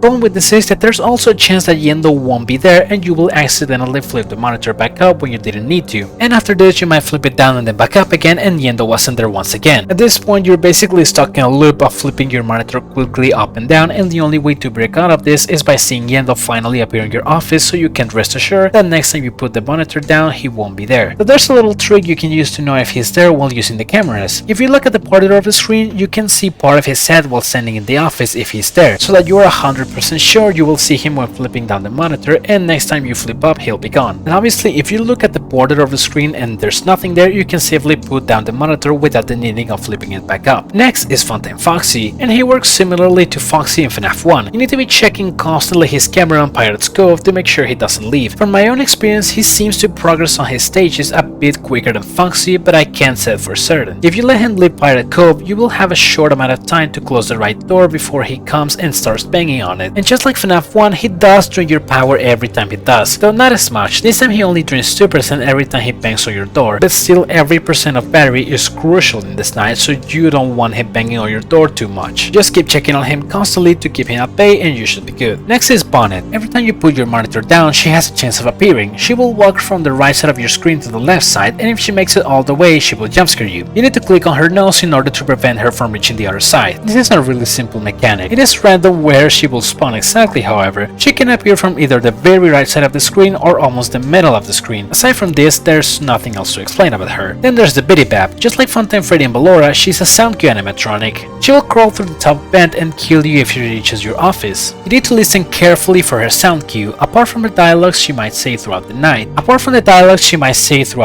When you hear the sound of bumping metal, that means she's close to you, and that's your indicator to close the vent door. After you hear a bump, she will retreat and the door is safe to open again. This sound cue can be really subtle, so you need to be paying close attention to every sound in the game to hear it. And after you close the door, the amount of time it takes for Bitty Bap to bump into it, it's completely random. Sometimes it's almost immediately, and sometimes it can take up to 5 seconds. So that's another thing you really need to be paying attention to. And just like Funtime Freddy, if you want to know how close she is from reaching you, you can also check the cameras as well to verify her proximity to the office. Next up are two animatronics, the Electrobab and Minirenas. Since they both share the same mechanic. The Minirenas will appear in camera 6 and start draining your oxygen, while the Electrobab will appear on either camera 3 or 4 and start draining your battery power. When either one of them spawns, you will see a red warning sign next to your battery or oxygen meters, and to make them go away, you need to go to their cameras and administer a controlled shock to them by pressing E. This will make them disappear for a bit. Minirenas will always appear on camera 6 and the Electrobab will always appear on the opposite camera to where Funtime Freddy is. If Freddy is in camera 3, aka the left closet, Electrobab will be camera 4, aka the right closet, and vice versa. So this is one more reason to keep track of Funtime Freddy's location. Next is Dualbit. Every once in a while he will appear in one of the 3 screens on the desk, and if he appears on all 3, a large message saying please stand by will appear in the middle of the screen. This will automatically force you out of the cameras if you are watching them and will prevent you from pulling up the monitor or closing any doors. To get rid of Dualbit, you need to type LOL on your keyboard the moment you see him in one of the screens, as letting him be around even a tiny moment longer can result in death, especially if he forces you out of the cameras and Yendo happens to be there. That will be the worst possible situation. Sometimes you can just push the L and O keys and this will work to make it go away most of the time, and it's much easier to do. Finally, there's Minirenas too. Every time you pull the monitor up and down, there's a chance a Minirena will appear on your screen covering part of your view and hiding your mouse cursor. Up to 5 can appear and they cannot be deactivated or prevented in any possible way, and since this is 1020 mode, you can expect all 5 to be there by 1 AM. While this is not catastrophic, it can become a little bit of an issue when it comes to dealing with Bonnet, as by hiding your mouse cursor, sometimes you just have to pray that your mouse is at the correct height to boop her nose and follow her until the very left side of the screen. If the first click doesn't work, just start spamming click while trying to make sure to stay ahead of Bonnet, which will make it more likely for you to boop her nose if you're just randomly clicking. Minirenas 2 can sometimes also laugh, making it a bit difficult to hear some sound cues. This is why I insist so much in paying close attention to every sound in this game. You need audio to be able to hear Freddy, Ballora, and Bitty Bap, and you also need to take care of your oxygen so you're able to see Bonnet and Yendo. Now, as for the strategy for this night, you want to start off by putting your camera on Funtime Foxy's Pirate Cove and leave it there for the good majority of the night. Then you're gonna wait around 2 to 3 seconds to flip it back up again to see Foxy. You're gonna flip it down and then flip it back up again when you see the warning signs to get rid of the Minirenas and Electrobab, because they actually both go on a set timer. This helps a lot to be able to deal with both of them at the same time, making it so you're essentially only dealing with 9 animatronics instead of 10. While you're shocking them, you obviously need to pay attention to the border of the screen to see if Yendo is there and act accordingly. After this, you just need to put the monitor back down again and repeat the cycle. All of this obviously while flipping the screen back up if you see Yendo, peeping Bonnet's nose if needed, keeping track of Ballora, Freddy and Bitibab, and closing every door when needed. You need to be very good at multitasking to make it through this night, but after a few attempts, most of it just becomes muscle memory, and after you understand how everything works, it's actually not too hard compared to the previous challenges, especially since you can use hotkeys to maneuver the monitor and doors in the office instead of just using the mouse like in the previous games. My first day of attempts at this was mostly a failure. I wasn't even able to make it past 2 AM. Then on my second day, where I was a lot more used to the mechanics, I made it to 5 AM for the first time and died in a very tragic way to Ballora because apparently I closed the door on her like a frame too late or something like that. Then in another attempt, I managed to get to 5 AM, but I ran out of power, and Fountain Freddy decided to throw Bonbon at me at the worst possible time just to spite me. But then after a few more attempts, this happened.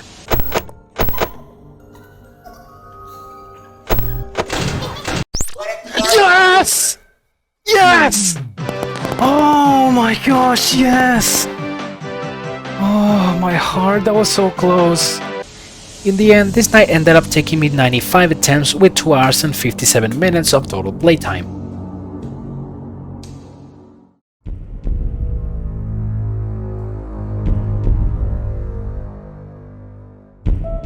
Up next we have What Do You Know, my favorite FNAF game, and the second game that I had already 100% completed before doing this challenge. Yeah, so this game is half a Pizzeria tycoon simulator and half a classic FNAF style horror game, and it has multiple endings or certificates and achievements you can get. And as I showed at the beginning, I got all of them, and I also bought every single item available from my Pizzeria and upgraded everything to the max. But of course, we're here to talk about the hardest challenge this game has to offer, now being Saturday, the final day of the game, with every animatronic in your Pizzeria and all sponsorships. So in this game, every time you finish the tycoon part of the day, you enter the office sections, in which you need to complete an amount of tasks on your computer before you're able to progress to the next day. And after you're done with them, you're gonna enter a salvaging sequence. Basically, there will be an animatronic in front of you that was found in the back alley of your Pizzeria, and you can decide if you either want to salvage it to earn some extra money or throw it back into the alley. I will talk about the salvaging sections later. For now, the only thing we need to know is that by salvaging an animatronic, you will have it roaming around your Pizzeria vents during the office sections, and you have to keep it from entering your office and killing you. Of course, since we want the completion ending and the hardest possible challenge, we want to salvage every animatronic, so that's what we did. After 100% completing everything else and having every animatronic losing our Pizzeria, it is time to start the office section. You are sitting in front of your computer and you have to manage in it supply ordering tasks, advertising tasks, and maintenance tasks. You can turn on and off the computer and a fan that helps you keep the room cool down, and 2 giant vents on each side, which is where the animatronics are going to try entering from. First, let's talk about the tasks. You have 11 tasks total to do, 5 from ordering supplies, 3 from advertising, and 3 from maintenance. And when you're done with them, you can click the log off button that will appear at the bottom of the options menu to finish the office phase. When you click on one of them to start it, it takes several seconds for it to be done, and while you can cancel them by clicking off or turning off the computer, their progress resets back to 0, meaning if you cancel a task when it was about to end,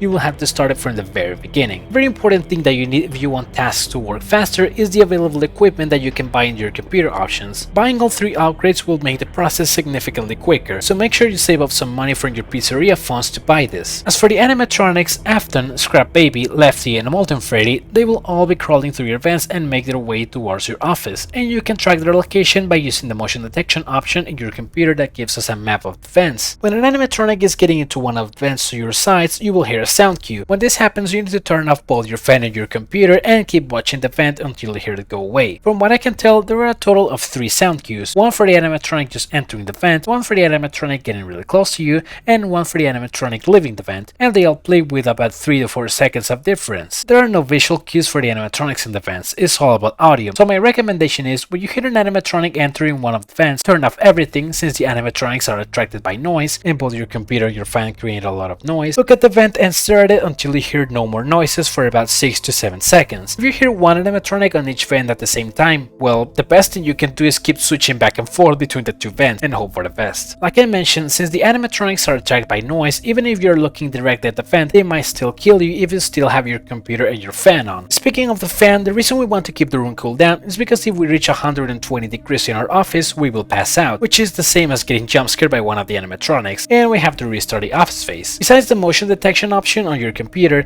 there's also an audio and silent ventilation. Silent ventilation is just useless, never use it for any reason. What concerns us is the audio. Kinda like in FNAF 3, we can use an audio decoy in one of the vents to attract any nearby animatronics. So just like in FNAF 3, since this is the last night, the chances of the animatronics getting fooled by this audio is lower, but it's obviously better to try and fail than to not try at all. Something important is that this audio decoy will not work if the computer is turned off, so you need to account for that too. Speaking of audio, the animatronics will sometimes talk to you during the section, but most of the time it's just to throw you off and it's not a direct sign of danger. The last thing to talk about is the sponsorship. During the tycoon part of the game, you are offered sponsorships from various brands. They will pay you some money in exchange for advertising your pizzeria. The risk that comes with this is that during the office phase, ads from these brands will periodically show up, creating a lot of noise and preventing us from turning off the computer or from turning left or right to look at a vent. We have to wait 5 seconds until we can skip the ad, and if this ad plays during a task, it will bring the task progress back to 0 as well. There's a total of 5 sponsorship offers we can accept, and thankfully they only show up once per night, so we only have to worry about 5 ads showing per attempt. So when it comes to a strategy for this, there really isn't a set in stone strategy, since the way you have to play this night depends solely on the animatronics movement, but the basics are this. At the start of the night, use the motion detections to see which side has the most animatronics, and whichever side does, put an audio decoy at the furthest of it. Then after that, start a task. It is highly recommended that you start with the advertising and maintenance tasks, since those are the ones that take the longest, and you're still looking at the opposite bend from the side you put the audio decoy on. By not looking at the computer, you will prevent an ad from popping up, and by doing this you can keep the tasks from getting interrupted. You will hear a subtle click sound when the task is finished. After you hear this click, turn back to look at the computer, but make sure there aren't any animatronics on any side, since an ad is 100% guaranteed to pop up at this point. After skipping the ad, turn everything off, since an animatronic is most certainly coming your way. Just wait until you hear all of them leave, and then turn both the computer and the fan back on to continue. You're gonna want to use the motion detection first to see the side with most animatronics, put an audio decoy in it, start a task, look at the vent, rinse and repeat until you're done with all the tasks. It is important to know that turning off the computer by itself won't really do anything substantial. You either need to turn off both the computer and the fan, or if you really need to, just turn off the fan and leave the computer on. Remember that you need to manage both your noise and your temperature at all times. And if you turn on the computer, use motion detection and an animatronic is right beside you, turn everything off immediately and look at the vent. You might have a small time window to do this, so you need to be quick with your reaction time. Overall, this challenge can be really easy and consistent if you play safe most of the time and not take too many risks, especially when you only have the supply task left. Always be aware of every single noise in this game and you shall come out victorious. This challenge ended up taking me only 3 attempts with 21 minutes of total playtime. I did once to scrap baby, and the second time I passed out right after I was done with my last task and was ready to click off the log off button, which was a real tragedy. But I guess I'm kinda used to it by this point.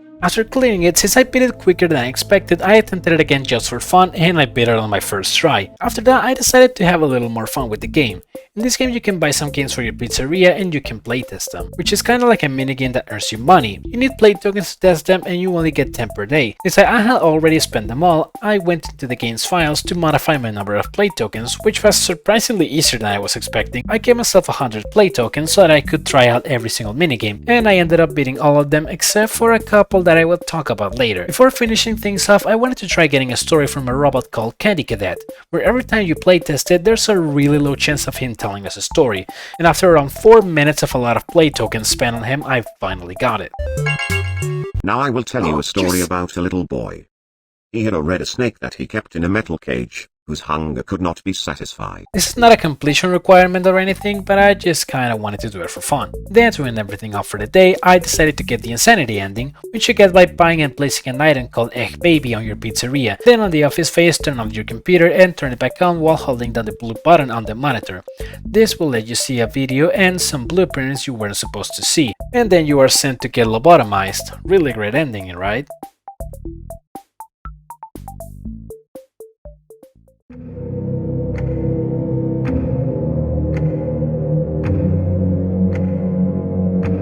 Next up is the demo for Ultimate Custom Night. This demo was supposed to only be sent to certain FNAF YouTubers at the time, but Scott decided to make it available for everyone on his GameJolt page. And as any normal person, I decided to select every single animatronic and crank up the difficulty to the max, just to see how it would be like. Up. Yeah, you're here now. Huh, this doesn't look like Custom Night. Yeah, you already know the drill by this point. Yet another troll by Scott, yet another reskin of one of his earlier games. This one actually being a reskin of the first game he ever created all the way in 1994 called Doofus the Dinosaur. But the protagonist now has a Freddy head, and every character in the game is changed to a FNAF animatronic. As expected from this being the first game he ever created almost 30 years ago, it is absolute garbage. You control the character with your mouse around the screen and you advance through different stages and need to beat a condition in order to progress to the next one. Everything is as simplistic as it can be. You have a certain amount of lives that you lose every time an animatronic hits you, and I think you get more the more things you collect or the more enemies you kill. I honestly have zero clue, but you don't have any post-hit invulnerability, so you can get killed by an animatronic that drains all your health in a second, and then it's all the way back to the beginning. You have an attack that when you click, sometimes it shoots marbles, sometimes it shoots arrows, sometimes it shoots bouncing balls. I also have no clue why or what, but you can't even control the direction the projectiles will fly towards. No matter where you're aiming or which direction you're moving, the projectiles will always fly whichever direction they please, making killing enemies extremely awkward and obnoxious. In some stages to progress you need to grab a gem, and in others you just walk to the border of the screen. That's another thing that's inconsistent. And yeah, that's pretty much all there is to say about the gameplay. Now for the level structure, it's even more garbage. For level 1, you collect 15 coins and move on. You kill a toy Freddy and 3 balloon boys. Sometimes these enemies will disappear and reappear on screen randomly, and it won't count as if you kill them. Apparently some enemies will keep spawning forever, but as long as you kill the required amount you can still progress, I think. I seriously have no idea how anything works here. Level 3, collect 9 coins and kill 8 circus babies. Again, with awkward controls, killing all of these enemies is a pain. Level 4, collect 9 coins while avoiding snowballs and kill the happy frog boss? Kinda. I forgot to mention in some stages, grapes and popsicles will appear, but I have zero idea if they actually help in any way. Level 5, collect 9 coins and kill 1 egg baby and 3 scrap traps while avoiding snowballs and meteors. Level 6, collect 6 coins and kill 20 helpless and Mr. Hippos while avoiding a million molecules that will fill up 90% of the screen and are guaranteed to hit you no matter how fast your reaction time is. Level 7, defeat the Nightmare Mangle boss that takes like 2 seconds to kill. Level 8, defeat the Nightmare Balloon Boy boss that you can easily cheese by staying at the top right of the screen and just constantly shooting at him. I genuinely think this level is impossible to clear otherwise. After this, there's a really depressing good job screen, but the good thing is we finally get our first checkpoint, so if we die after this, we don't have to go through that torture again. Level 9, collect 6 coins and kill 7 Mangles and 7 Mangle endoskeletons. Level 10, collect 10 coins and kill 3 pig patches and 6 Orvils. Level 11, collect 8 coins and kill Puppet while avoiding these pretzel looking things. This level has a white square that if you press it, it will make another Puppet spawn, so please don't touch it. After this, we get our second checkpoint, thankfully.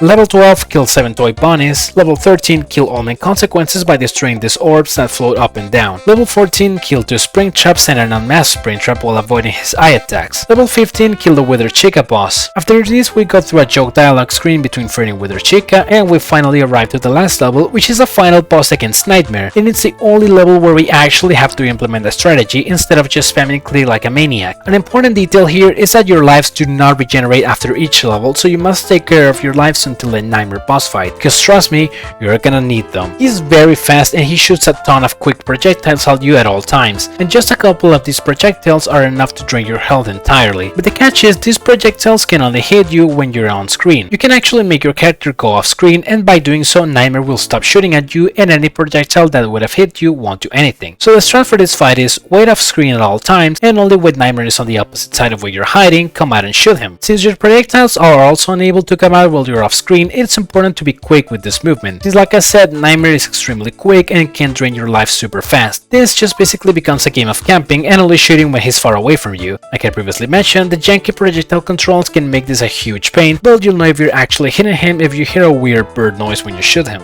Keep hiding and shooting a bit, then hiding again for the rest of the level until you defeat them, and then you will be rewarded with this beautiful ending screen. This game ended up taking me 26 attempts with 39 minutes of total playtime, which does sound like an embarrassing amount for a game of this quality, but if you play it for yourself, you will understand how it feels. Though I really wouldn't recommend you doing such a thing.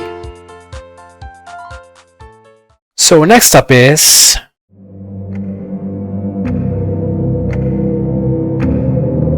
yeah, we'll get back to this one later.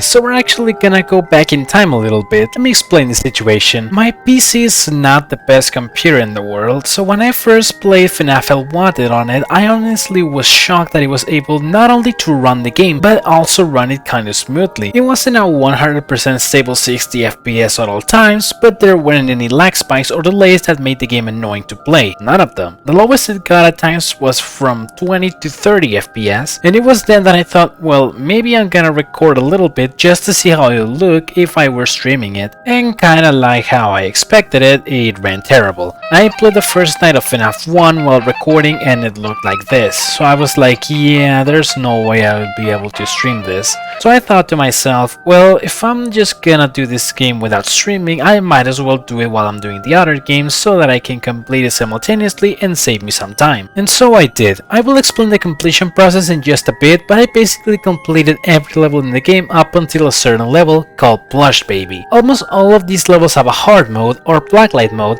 and the hard mode of this level was absolutely brutal. I didn't really feel like waiting to finish all of the other games to go with this one since I had already started it, so I decided even if it goes at 2 FPS, I'm gonna stream this just to see how it goes. And so I streamed the game without my layout and I just put a still picture on my avatar instead of the program I use for movement. And I was very surprised when I found out that it actually ran well. I guess the FNAF 1 level just had a bit too much for my Streamlabs to handle, but everything was good with the Plush Baby one. One last thing to clarify is that I obviously played this game on flat mode, not only because I don't have a VR set, but I really doubt my computer will even be able to handle it. But I mean, I've heard from a few sources that flat mode is harder than playing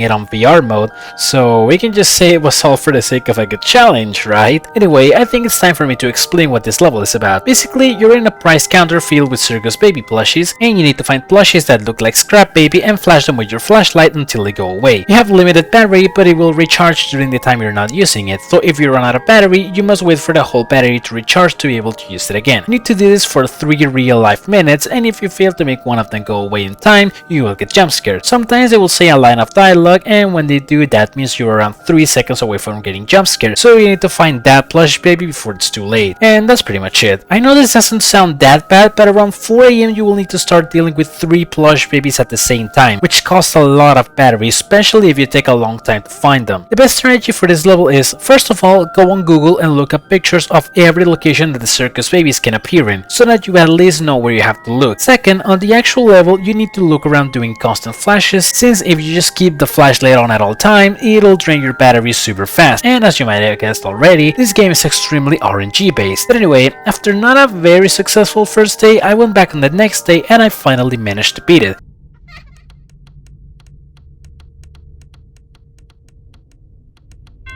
Oh, let's freaking go, dude. Oh my gosh. It took me 66 attempts with 2 hours and 15 minutes of total playtime. And then after that, I decided to do the Wither Night of FNAF Freddy's 2. Yeah, something I probably should have mentioned before for the people that don't know, this game is a collection of minigames as well as 3D remakes of the first 3 FNAF games. And this one is called Wither Night because it's the only FNAF 2 level where the Wither animatronics besides Foxy appear. And from what I've heard, the game doesn't actually count this level towards completion. I'm not sure how true this is, but even if I had already completed it, I decided to do it again just because. It's the same strategy as normal FNAF 2. Check vents, wind up music box, flash hallway, put the mask on, etc. But since this time you're checking the cameras at all times, the cue for you to put the mask is when the lights start to flicker, and you need to be quick, otherwise you will get killed, which, yeah, I did. This night took me 3 attempts with 12 minutes of total playtime. Good thing I had already beaten it before, right? Before moving on to the next day, I'm gonna explain a bit about the rest of the game and the completion process, as well as the achievement system, because yes, this is the first game to actually have achievements outside of the in-game rewards. I'm not gonna spend too long on each of the minigames since there are a lot to cover and it will take a long time.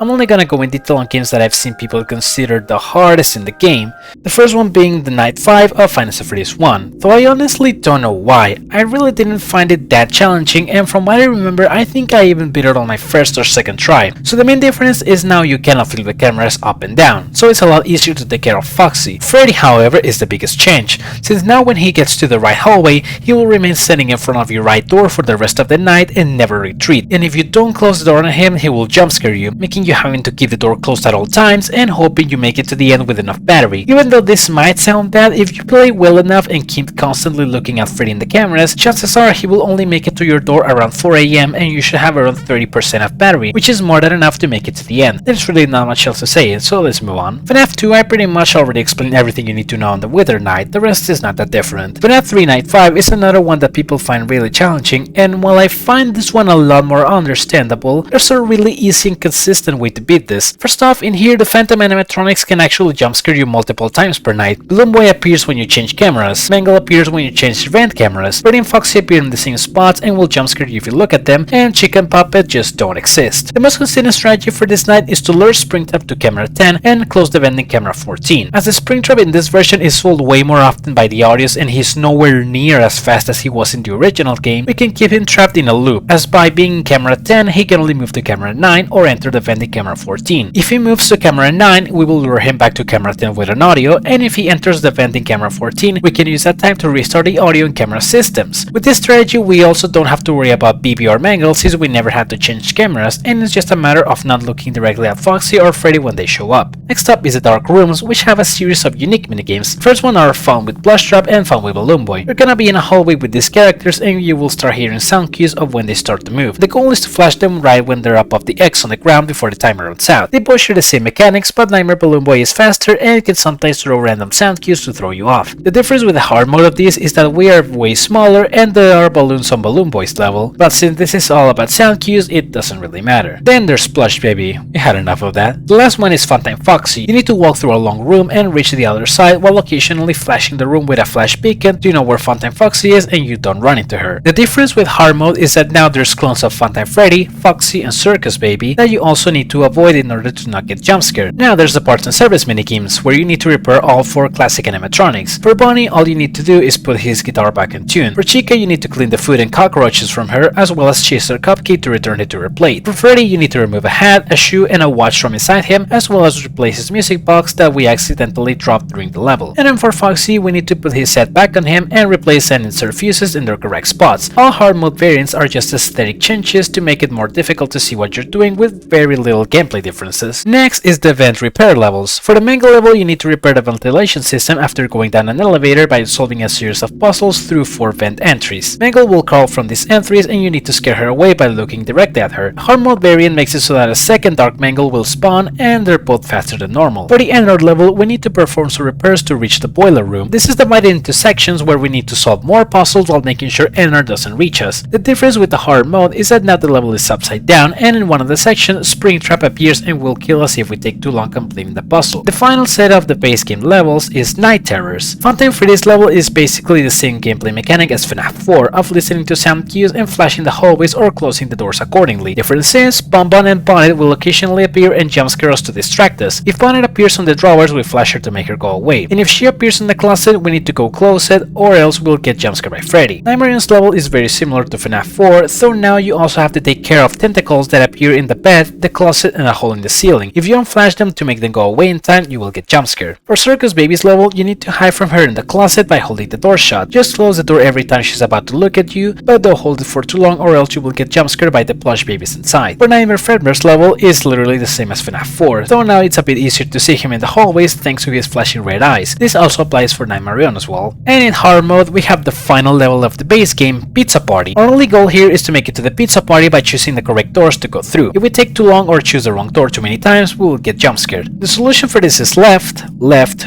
doesn't matter, left, for right, right, for right, right, right, middle, into the vent, and above you. We will reach the end, and after an interaction with Glitchtrap, this game's main villain, the credits will roll. Now besides completing all the levels, there are 2 types of collectibles in this game, fast tokens and tapes. I'm not gonna go into detail on where to find them since there's already tons of online guides for them, but basically the tokens allow you to get certain prices on the price counter, and the tapes provide for a bit of lore about the game as long as letting you reach the true endings of this game. Now for the final thing to complete about the game, the price counter prices. Every time you finish a minigame you get a prize and you almost never will get a duplicate duplicate price. So the best strategy for grinding prices quickly is to just keep playing Bonnie's repair minigame over and over again. If you do it fast enough, you can finish it in under 30 seconds every time, making you get every prize in less than about 30 minutes. Now finally, after completing the prize counter, it is time for the achievements, which are honestly not that interesting, since you get most of them by normally 100% completing the game anyway. I scream, you scream, just get jump scared. It's more likely to not get this achievement while playing. Let's Party Numismatist, you just get them by collecting all tokens. Your special day, just start hard mode on. Now I will tell you a story, Choking Husser, and Let's Eat, you get them by eating all possible edibles in the game, including one of the figurines. You can just spawn one of each edible at the price counter and eat it after you're done completing it. You get this very easily. Stay put, peek your head through the left door in FNAF 1 and Foxy will come running at you and jumpscare you. I actually got this achievement by accident on my playthrough when I saw the eye icon on the door and I was curious what it did, and it turns out it was that. Pop goes to Weasel, get a jumpscare prize. Whenever you're opening your prize after finishing a level, there's a chance of Plush Trap appearing instead and jumpscaring you. Trust me, this is likely to happen to you before you finish the game. Rock, just strum Bonnie's guitar during his repair level. Exotic Butters, you get this by just finishing every level and beating Pizza Party. Play, use the Bonnie strat and you will complete the prize counter in no time. Pest Control, instead of using the bug spray to take the cockroaches of Chica in her repair level, remove them all manually until you get the achievement. This can be a bit tedious, but as long as you don't take too much time, you should be fine. Showtime, recreate the main stage show. You need to go on the prize counter and spawn Freddy, Chica, and Bunny figurines and then line them up in the same way they're lined up on stage. Celebrate, basically the platinum equivalent for this game. So that's all of the game and all of the achievements. But wait, cause we're not done with Help Wanted just yet.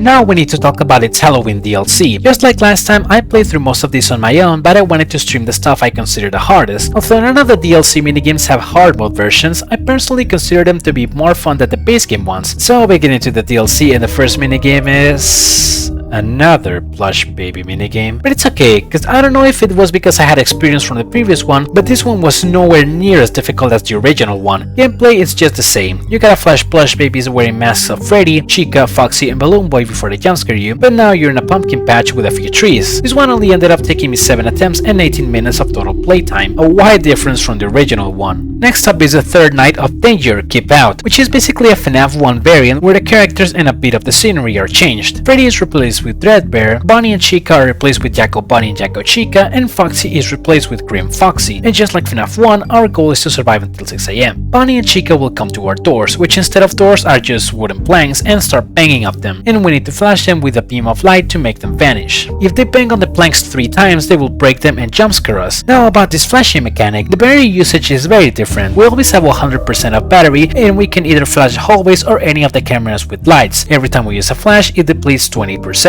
If we want to recharge a battery, we have to perform a reset with a switch that takes several seconds, in which we cannot flash the hallways. So we gotta pre-Bonnie and Chica don't come while we're doing it. And if we deplete the battery all the way, the reset takes even longer to complete, so we gotta be really careful with our resets. As for the other 2 animatronics, Foxy will gradually start peeking from his curtain in Pirate's Cove, and when he's fully showing up, we gotta flash him to reset his progress back to 0. And finally, Dreadbear. This is the biggest threat of the night. Whereas Bonnie and Chica will be warped to a random place away from us when we flash them, that's not the case for Dreadbear, as he will merely be stunned in place for a few moments if we flash him on any camera, and will start moving towards us again as soon as he recovers. He follows the same path as normal Freddy in the original FNAF 1, and we can also hear loud footsteps when he is coming near us. So we need to use that to track him down and flash him to keep him stunned as much as possible. When he reaches the east hall, we will hear a light bulb shatter, and if he manages to reach our right door, he will break the planks in one hit and it will be GG for us. So we gotta be constantly flashing Dreadbear, flash Bonnie and Chica when they get close to our doors, and keep an eye on Foxy and flash him when he's about to leave, all while managing our resets in the most optimal way possible to ensure our survival until 6 AM. There was actually an attempt where I don't know if I triggered a glitch or something like that, but Bonnie and Chica were just not coming to my doors at all, and I could even fight them on the cameras. I managed to get to 5 AM and I was gonna be a certified we take this moment, but unfortunately Dreadbear managed to make his way to my doorway before I had time to stun him and rob me of a victory. But thankfully not too long after, I managed to get to 5 AM and won the the night just after Dreadbear entered the hallway, which was really nerve-wracking. In the end, this night ended up taking me 9 attempts with 36 minutes of total playtime, though trust me, it felt like a lot more. Next up we have Pirate Ride, probably the most unique game in this list. We're in a pirate-themed on-rail shooter ride where we have to score the most points in order to get a better rank. To put it short, we're going through different sections shooting targets to obtain points, and depending on your final score you will get a different rank. But there's a twist here, as in many sections you can find a healthy cardboard cut, and if you shoot it to make it point to the left, you will be taken to a secret area where you get more points, and the bigger your score, the more helpies you will unlock throughout the course. There's a total of 4 helpies, and to unlock each of them you need a score of 2000, 3000, 7000 and 8100 respectively. Blue targets are worth 25 points, green 50, yellow 75 and pink 100. And if in any sections except the first one for some reason you manage to hit every target, all the targets will reactivate, giving you the chance to score double the points on a bonus round. But of course my goal for this one was to get every secret zone, which I somehow did on my first attempt, kinda. The first one is a back room where you will come to a stop and Jack Bunny will try to approach you, and you need to hit certain targets to make him back off and to make your cart move again. The second one is a kitchen where Chica will try to get you, and you need to hit 2 targets to replicate and distract Chica so that the path is clear. The third one is an office where you will come to a stop 3 times with a door on each side that will open and reveal some pink targets, a red button to close the door, and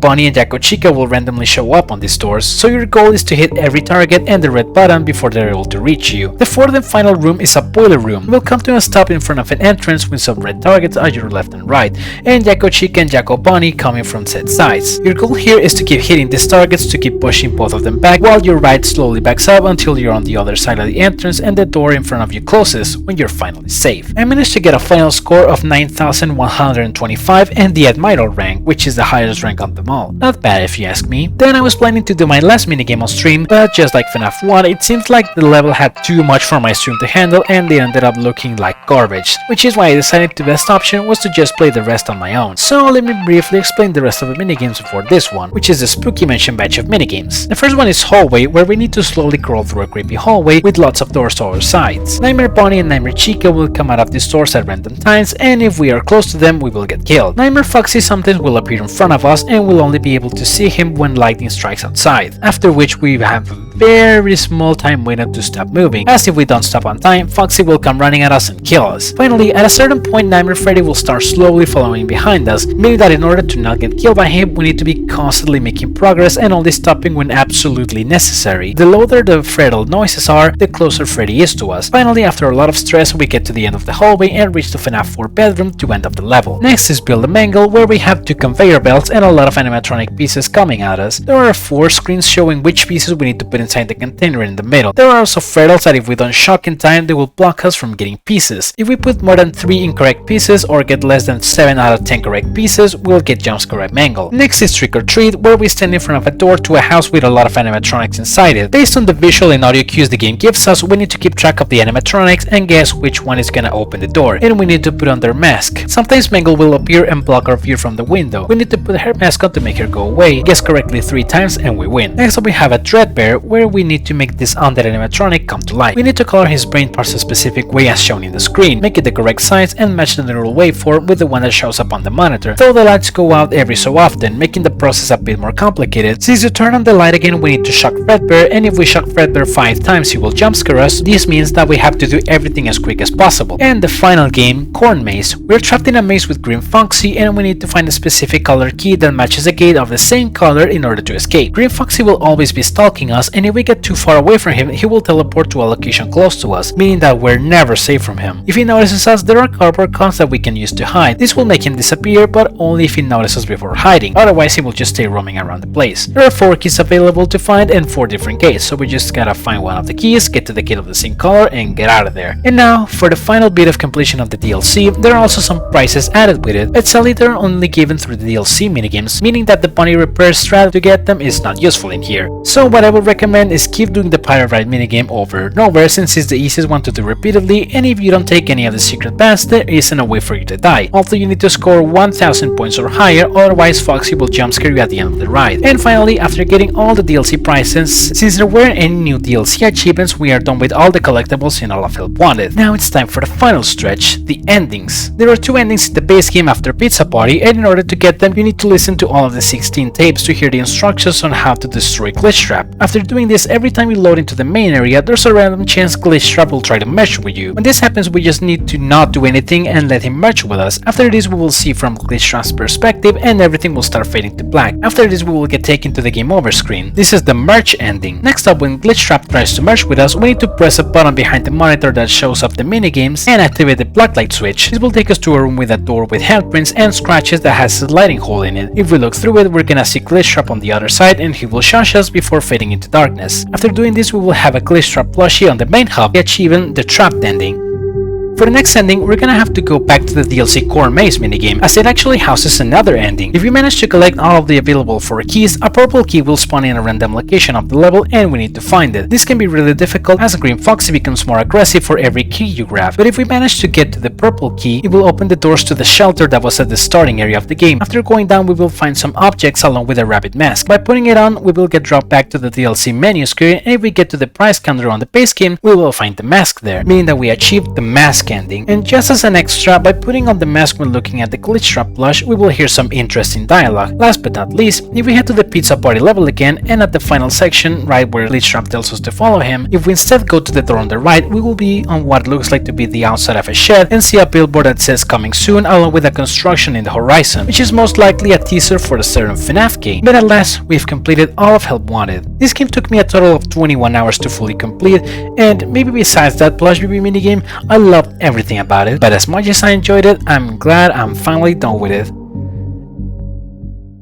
Except, I'm really not.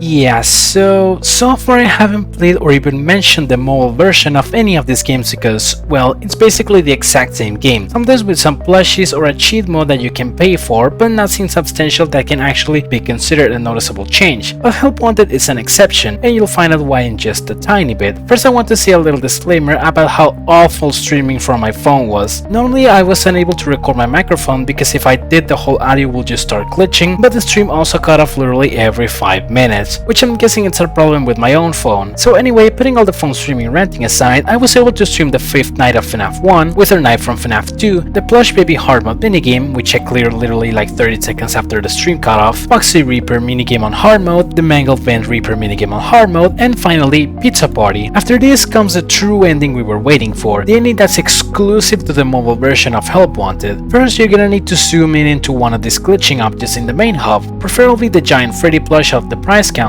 and right after that, the screen where the number of tokens will show up in the PC version of the game will change into a starting screen for a game called Princess Quest. By clicking on the screen, we will start playing the game. We play as this little princess and we have to make our way through different rooms while avoiding enemies and lighting up torches to open doors to different rooms, as well as finding keys in the treasure chest to open up certain doors. Throughout our way, we will also find 2 treasure chests that have hearts that upgrade our number of lives. After solving a puzzle with some tombstones, we get to a room that has a chest with a purple key and we use it to unlock the final room, a large corridor with a torch at the end that after lighting it up, will be surrounded by a glitching purple rabbit monster representing Glitch Trap, and after that the screen glitches and we will get sent back to the menu screen, having achieved the Princess Quest ending and now actually being done with FNAF Help Wanted for good this time.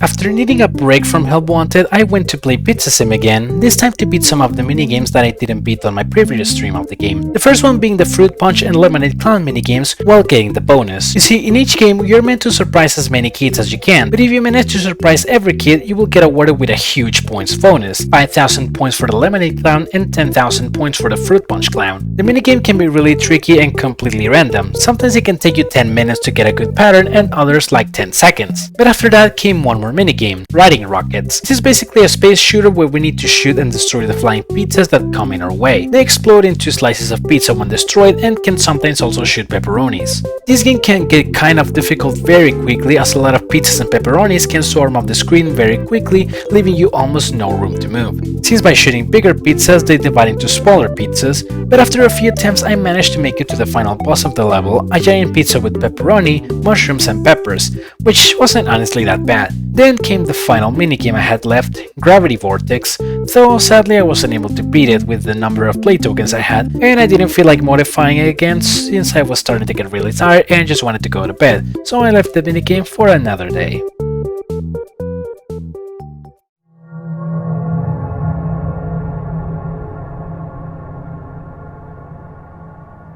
Well, turns out that doing the minigames in Pizza Scene gave me an idea. Remember how I said Help Wanted was the first game to get 10 achievements outside of the in-game rewards? Well, as it turns out, when the FNAF games were released for the PS4 and Xbox, they also included achievements on them. And while most of them are just things that you will normally do while going for full completion, there are a couple in every game that I might have not done on my first playthrough, so I decided to also do the achievements in every game as well. But since I don't have a PS4 or an Xbox to work with, I'm just gonna do it on PC and pretend it gave me the achievement. We're starting off on FNAF 1 with the No Running achievement, which consists of beating Night 4 without letting Foxy get out of Pirate Cove at all. Basically, all I needed to do for this one was play the night as if I was playing the 420 mode, and by constantly flipping the cameras up and down, I was able to beat it first try no problem. Then came the No Laughing achievement, which was a little trickier. It consists of not letting Freddy reach the East Hallway on Night 5. It will basically be the same strategy for 420, but instead of leaving your camera looking at camera 4B, you're gonna be looking at camera 1A or the show stage, which is Freddy's initial position, and by constantly looking at him, you will prevent him from ever moving. Yeah, this doesn't sound that bad, but Night 5 of FNAF 1 can get a bit tricky. Since the movement opportunities for Bonnie and Chica are lower,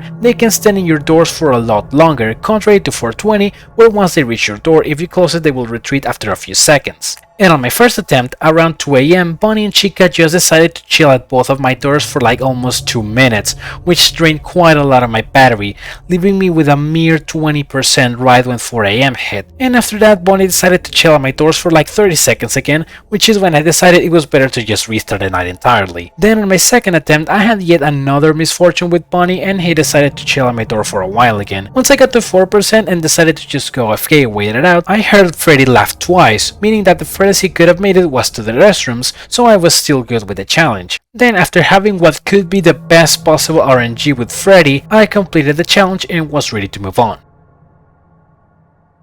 Ah, let's go! Let's freaking go, dude! Ah. Yes!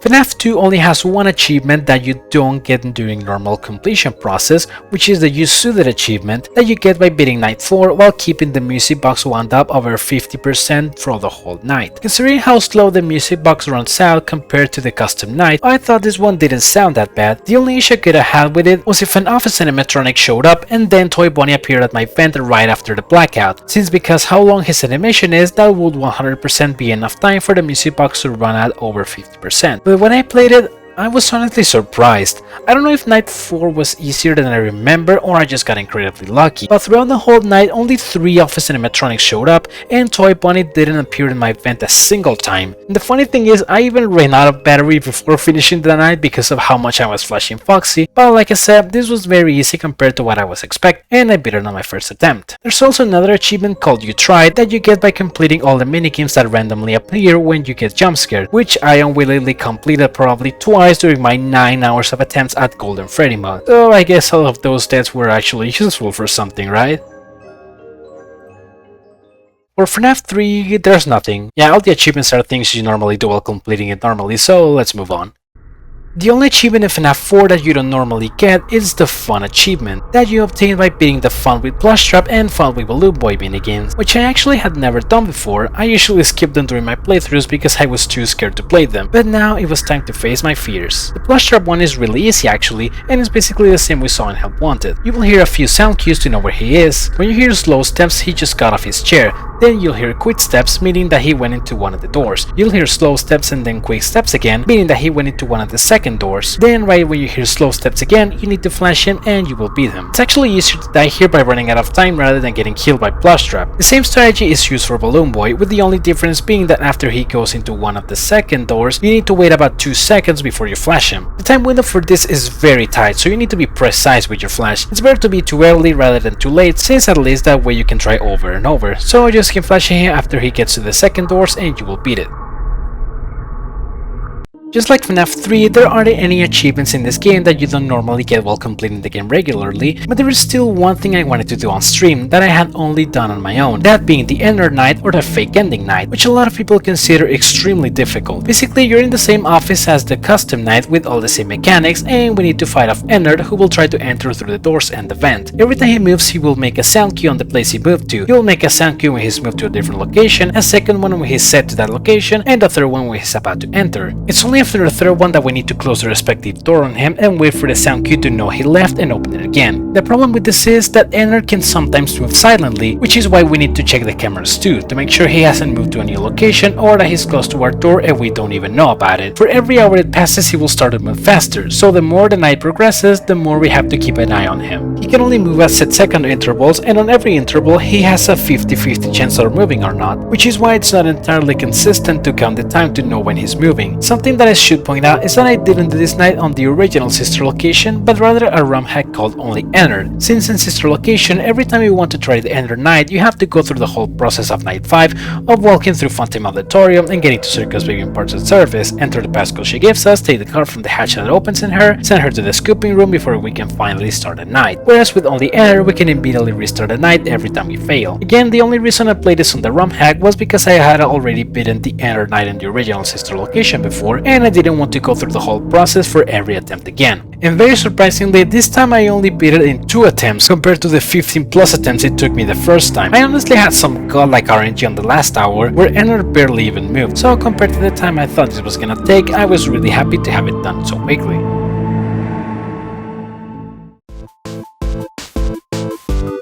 The final FNAF game with achievements that we have is Pizzeria Simulator, and the only achievement we have left is Gamer, that requires us to beat every minigame. Now, like you've seen before, I completed every minigame except one of them, that being Gravity Vortex. Now let me tell you, this minigame is extremely difficult. It's honestly more difficult than Saturday with every animatronic and sponsorship, and I'm not joking at all. You need to be perfect with your movement and have a ton of good RNG to make it, since if you get unlucky, you will get into situations that are literally impossible to win. So about the game, you're on a little spaceship and you have to destroy balloon boys that shoot at you. When you destroy them, they will explode into heads that will continue shooting at you. There are also JJs that when you destroy them, they will explode into balloon boys, and a final Bra Boy boss that will explode into JJs when you destroy him. Main issue is that you can easily get cornered by the hundreds of shots that fill up most of the screen, and getting hit a single time is an automatic game over. The hardest part is by far the one halfway through where you have to destroy 5 JJs that come to you back to back. You have to stay on the left side of the screen in order to be able to shoot things, meaning that if a JJ spawns near the left side, you're probably dead since you won't have enough time to destroy her, the balloon boys that spawn from her, and the floating heads that spawn from them later. If you make it past this part, the final part with Bra Boy is very easy in comparison, but still, this minigame is absolutely brutal. It took me a total of 163 attempts with 1 hour and 36 minutes of total playtime, almost 5 times the time it took me to complete Saturday. Now the final thing left to clarify is that yes, I did modify my play token so that I could retry this game fast rather than having to start a new playthrough and save up enough money to buy this game, which is $9,000 by the way. Pretty sure this is something I could have done in my own time without having to do any modifications, but for the sake of not making the stream tedious and repetitive, I decided to go with that alternative. It didn't make the game any easier, it just made it so that trying it again will be less annoying for both me and everyone else. This at least means we are done with all of the achievements for the 6 main games. What a relief.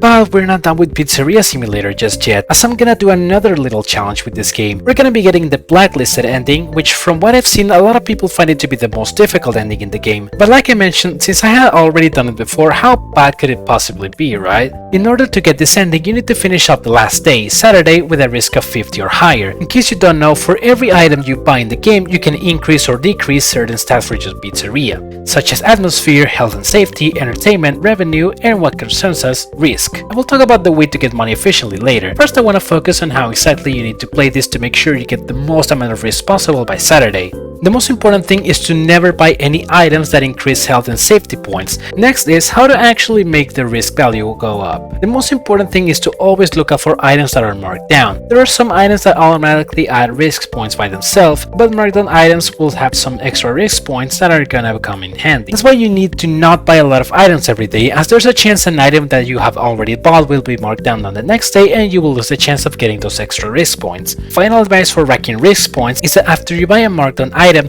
do not place it on your pizzeria, since you don't want to have your risk high so early in the run. Because having a higher risk not only increases the chances of an animatronic getting inside your pizzeria during the office phase, but it also increases the chances of you getting a lawsuit, and for every lawsuit you need to pay a high amount of money. And seeing how important money is in this game and in this run, we want to avoid as many lawsuits as possible. As for the animatronic salvaging segments, you can just do whatever you want, since by Saturday you're 100% guaranteed to have them all inside your pizzeria. Once you get to the last day, buy any remaining marked down items and place them all down. Now the reason why this ending can be difficult is because the amount of risk every marked down item gives is always random, so there's a chance that even if you bought every marked down item and no health and safety items, you will still not have enough risk to get to 50. Thankfully in my first playthrough I managed to get to 55 risk by the last day, and it was only a matter of finishing off the office phase, where by the way I made it harder for myself since I again accepted every sponsorship offer. But thankfully I managed to beat it first try, and now I had completed a blacklisted playthrough from start to finish on stream. Again, I don't know if I just got really lucky, but I'm gonna take it.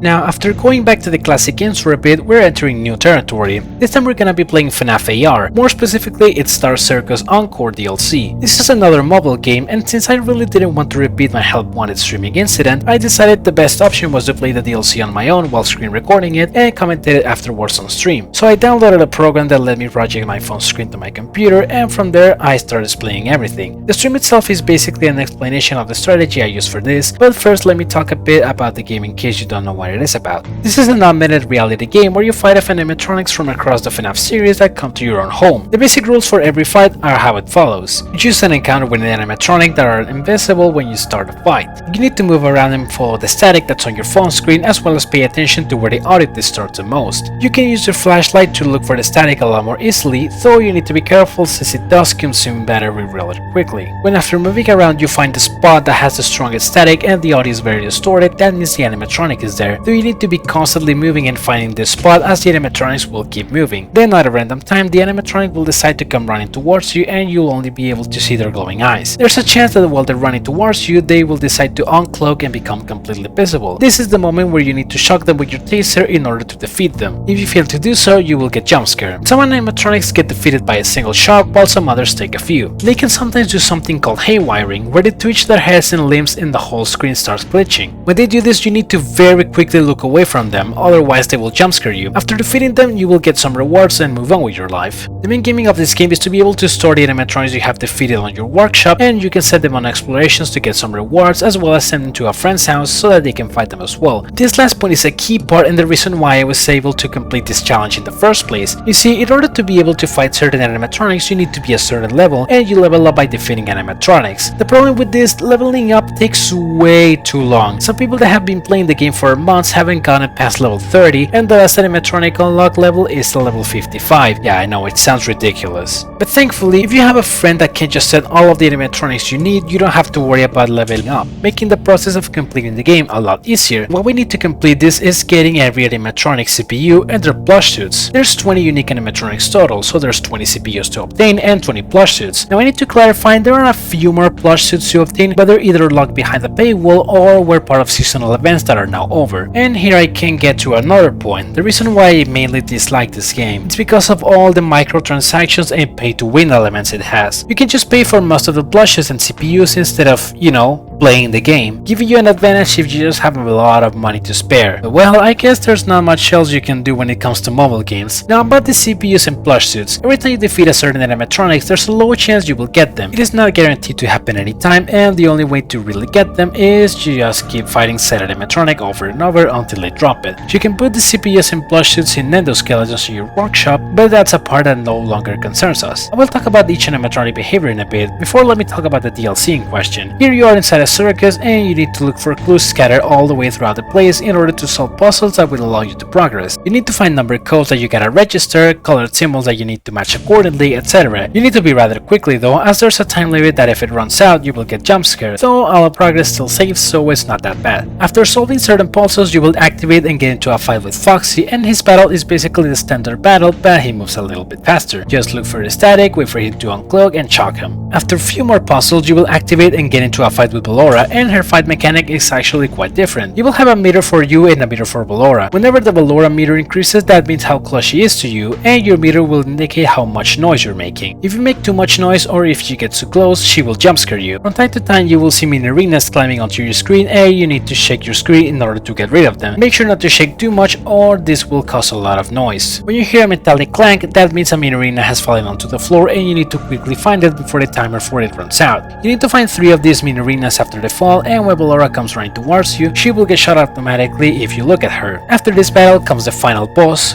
Great Escape Golden Freddy, who is by far the hardest animatronic to defeat in the whole game. You will imitate the behavior of 3 animatronics, and you need to shock him at each of the 3 segments to defeat him, though it's extremely difficult to know which animatronic he's imitating. You can imitate Freddy, Toy Freddy, Mangle, Springtrap, and Ballora. Freddy is just a standard battle. For Toy Freddy, you have to put on a Freddy mask when you hear a beeping sound, or else your battery will start to deplete really fast, and you actually need to look at him when he hit wires with the mask on. For Mangle, it's kinda similar to Ballora, where you need to look for her body pieces in a set timer or else you will die, but you also need to put on the Freddy mask and look away from her when he haywires. For Springtrap, you need to look at him when he haywires if his eyes are white. When his eyes start to turn red, you need to look away. Finally, for Ballora, I already explained how her battle works. So as for Golden Freddy himself, the only ways you can identify which animatronic he's copying is by looking at certain cues. If he haywires, he's copying Springtrap. If his steps are really quick, he's copying either Mangle or Ballora. If the Ballora meter rises up, he's copying Ballora. And if you hear the beeping noise, he is copying Toy Freddy. Overall, you just need to be very quick with your reactions and have some really good RNG to defeat him.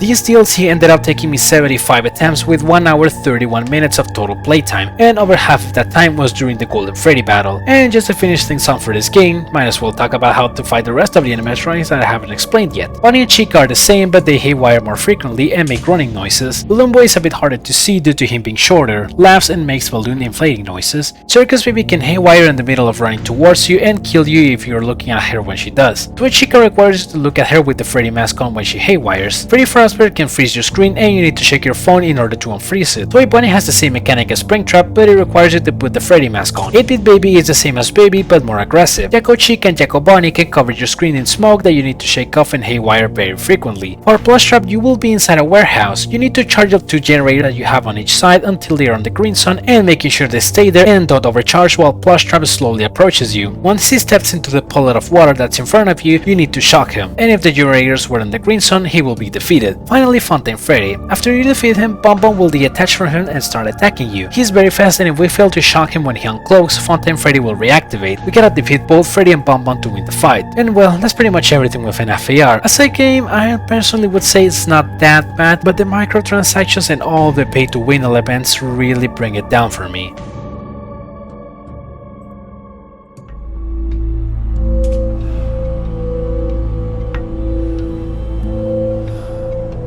Okay, so this time I decided to do something a bit different and wanted to do a speedrun of all the Click Team FNAF games, or the Classic 8. The official speedrun leaderboards classified this run as any % New Game Plus, since we're only gonna be playing the main nights of every game after already been on them before. But because I wanted a little change, I changed the time on my PC to Halloween so that you could see the Halloween decoration that each game has. Now we start the run as soon as entering the first night in FNAF 1, and then...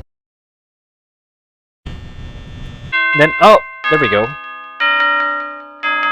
Yeah, so there are a couple developer shortcuts that we can use in these games to just let us completely skip nights in order to make our life easier. For FNAF 1, you only need to press C, D and plus on your keypad. Do this for every night, and time for FNAF 2, where we did the same thing, but this time we need to put our mouse cursor hovering over Toy Freddy's nose on the poster. Moving on to FNAF 3, there's actually no developer shortcuts, so we actually need to see through the entire boring nights. Although I actually cut it kinda close on night 5, which was a bit embarrassing to be honest. We just gotta see the cutscene of Purple Guy about to enter the Spring Bunny suit before moving on to FNAF 4, where we need to press D on the warning screen at the start and just skip nights as we usually do. Right after, we move on to FNAF World and choose normal mode and fixed party, and choose this set of characters to make everything easier. We just zoom through the game, defeat security, which triggers the normal mode ending, and move on to sister location, the only game that's actually kind of difficult. On night 1, literally nothing happens. On night 2, we need to stay hidden in a crawling space beneath the desk and close the door when the beady babs try to open it. Right after, we need to crawl through Valora's room to reach the breaker room. Strategy for this part is keep running when you don't hear anything, crawl at normal speed when you start to hear Valora's music, and stay completely still when you hear it coming closer. And most importantly, don't rush it. After reaching the breaker room, you need to restart all the systems manually while making sure Fountain Freddy doesn't get to you and kill you. The strategy for this is to just restart one system at a time, and after you're done with it, immediately put down the monitor and start spamming the bump on audio until the danger bar is green and you see Fountain Freddy retreat all the way to the back. Do this until you restart every system, and you can just go back and run through Valora's room as she's not a threat anymore. On night 3, you need to go through Fountain Auditorium while making sure you don't run into Fountain Foxy. Just like the minigame Help Wanted, the strat for this is to just keep spamming the flash beacon at all times and moving continuously, only stopping when you see Fountain Foxy appear. There's actually not a consequence to spamming the flash beacon, so we can use that to our advantage here. When we reach parts and service on the other side, we're going to perform some maintenance on Freddy. The hard part comes when we need to click on the black button below Bonbon's bow tie to retrieve the secondary power module, as he will constantly be hiding from you. The strategy for this is to wait for him to start showing up from Freddy's right shoulder, and right when the button's visible, quickly go and click it. You need to not shine Bonbon directly or not take too long to press the button, otherwise he will go hiding again. After getting out, you're guaranteed to get jumpscared by Fountain Foxy. For night 4, you will be inside of a spring lock suit, and you need to keep all the spring locks wound up while there are mini arenas climbing onto the sides that you need to wiggle off. The strat for this is to go on a clockwise motion to wind up every spring lock and wait for the mini arena that's climbing on any side to almost get to the top before wiggling. This in case another mini arena starts climbing up from the other side so that she will be shaking off too. This is to minimize our number of wiggles and not let the spring locks become too loose. After 2 minutes have passed, instead of winding up the spring locks all the way, try to only wind them up about 50%, and when there's about 20 seconds left, just make sure to wind up every spring lock just enough so that they're not completely loose. This can be challenging, but with a strategy implemented and enough practice, it becomes a no issue. Next is night 5, which is also really easy. Just get to the parts and service to reach Baby, put the passcode she gives you, take the card out, listen for her instructions to get to the scooping room, and once we reach the entrance, we're done and it's time for the next game,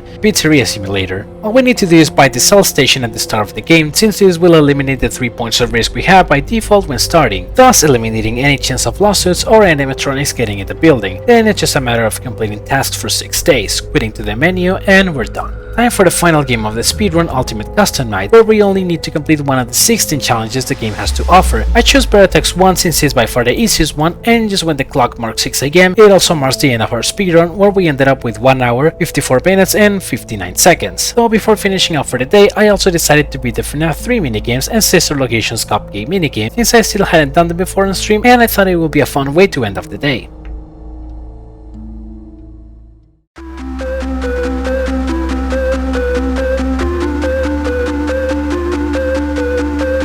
Alright, just because I can't get enough of Pizzeria Simulator, this is the last time we're gonna be talking about it, I promise. This is the last thing I have planned for this game. We're gonna be doing what I did on my playthrough before doing this challenge, which is 100% completing my restaurant, giving every item and every upgrade for them, while accepting every sponsorship, salvaging every animatronic to get the completion ending, and also meet the requirements to get the Lore Keeper certificate. Of course, the thing that concerns us the most in this playthrough is money, and for money we're gonna need to boost our revenue the most we can the earlier in the run we can. And what we'll need for that is getting an item called Price King on the first day of the week, since this is the item that gives the most amount of revenue in the whole game. Now if you've played this game before, you might be thinking, how are you even gonna do that? He's on the last available item catalog and he also costs about $7,000. How is it even possible to buy him on the first day? Well, this is a strat that we're gonna be using. We're gonna start off by buying the colorful cups and plates in the single stage, as well as every trash in the gang animatronic, and we're gonna place each of them on stage, which will give us $100, and unlock the Stance Budget Deck catalog. Then we accept the sponsorship offer to get an extra $250. Next up, we will buy the Midnight Motorist game, place it down, and we're gonna playtest it. If we play perfectly, we should get over 2,700 points, which will earn us an extra $200. And with this, we will go ahead and buy the Sturdy stage and Pick Patch. We're gonna place Pick Patch on stage to get an extra $100, and then we'll playtest the Midnight Motorist again. After doing another perfect run, we will get another $200, and we're gonna buy Happy Frog and Mr. Hippo. This will unlock the Smiles and Servo Sync catalog, and afterwards, we're gonna place them down on stage stage, and this will give us $100 more. We'll playtest Mid and Motorist again and crash while going at 10 miles per hour. And then crash again. And again. Yeah, so after that fiasco, I decided that I might as well just go through the Easter egg route of this minigame. Going through a hole below at the 4th lab will get us to a different ending of this minigame, and it's one of the 3 steps towards the Lore Keeper certificate that we're going for. Anyway, after finishing, we'll get $200 more and proceed to playtest Mid and Motorist again, where because I'm dumb, I crashed one more time. The ideal thing was to just spend 3 play tokens on Midnight Motorist, and that should have been enough money to buy the Fruit Punch Clown. Then again, because I crashed on 2 runs, I had to spend 1 extra token in order to have enough money to buy it. Very unfortunate, but it is what it is. After getting the $200 extra, we buy the Fruit Punch Clown and place it down. Remember what I said about the bonus that the clowns give us if you manage to surprise every kid? Well, the Fruit Punch Clown gives us a bonus of 10,000 points, making every perfect attempt give you a total of 11,800 points, which gives us a massive amount of money. We're gonna want to try to get a perfect attempt every time to maximize our money and the use of our play tokens. Our ultimate goal is to get enough money to buy Orville Elephant, which will be the last step towards our Prize King plan. Normally, I will have 2 chances of messing up on the clown minigame before I'm not able to get enough money to buy him, but because I screwed up big time on the Midnight Motorist minigame twice, now I only have 1 chance to mess it up, so the pressure was a lot bigger this time around. So anyway, I went ahead and play tested and I got the bonus. After this, we need to go and buy the Deluxe concert stage as well as upgrading our floor plan, and then time to playtest the clown again. The most important thing about this minigame is to be as patient as possible. Since we're not given a time limit, we can just take all the time we want to make sure all the kids are 100% in the perfect position. So it's important to also be confident in yourself, since if you keep hesitating, you'll never be able to win in here. So the 2 keys to getting the bonus are patience and self-confidence. After getting the bonus for the 2nd time, we upgraded our floor plan and bought the Star Curtain stage. With this, we can place down all of the 5 Trash in the Gang animatronics to get the Trash in the Gang achievement, and will give us a bonus of $1,000. With this money, we'll buy Dreadbear, which will unlock the Rare Find auction catalog, with our next goal being to buy Orbital like I mentioned. So we go and place Dreadbear down, and it's just a matter of keep playtesting the clown, where I got the bonus for a 3rd time, a 4th time, and then on my 2nd to last play token I messed up. This meant that in order to be able to buy Orville, I 100% needed to get the bonus now, which made me really nervous that I was about to mess up, but then this happened. Okay, let's go, we did it. Fruit punch for everyone. Oh, we're getting King prize on day 1. I had actually done it. I managed to clutch it out and get a perfect bonus when I needed it the most. I went with money in hand and bought Orville, then placed it down along with the other Canberry animatronics to get the Mediocre Melodies achievement, which gave me a bonus of $10,000, and with all this money I was able to get King prize, the item with the most revenue in the whole game, on day 1. And I also added a coin slot to it so that it gave me even more revenue than normal. Then with some of the money I had left, I bought most of the cheapest items and games that I could afford, as well as upgrading some of them, prioritizing the ones that give me the most revenue, of course. We bought some equipment and finished the office phase, and now it's time for the salvaging phase, which I have to do for all animatronics if I want to get the completion ending. Now something worth noting is that instead of buying Prize King immediately, I could have bought Lefty and all the Rockstar animatronics to get a $20,000 bonus from the get-go, but I didn't want to do that because not only that would be having Lefty during the office phases really early on, but that would also mean I wouldn't have the chance to salvage Lefty, so that's why I decided not to do it, although it's not like it ended up mattering anyway. Now it's time for me to finally talk about the salvaging phases. Basically, we're gonna perform some maintenance checks on every animatronic, and every time we flip up a sheet of paper to document the results of their reactions to an audio prompt, they have a chance to progress in their phases. Every animatronic has 3 phases, and if they progress beyond their 3rd phase, we will get jump scared. If they reach the 3rd phase, we need to shock them with our taser, and if they're on their 3rd or hostile phase, they can actually jump scare us even if we don't flip the sheet up.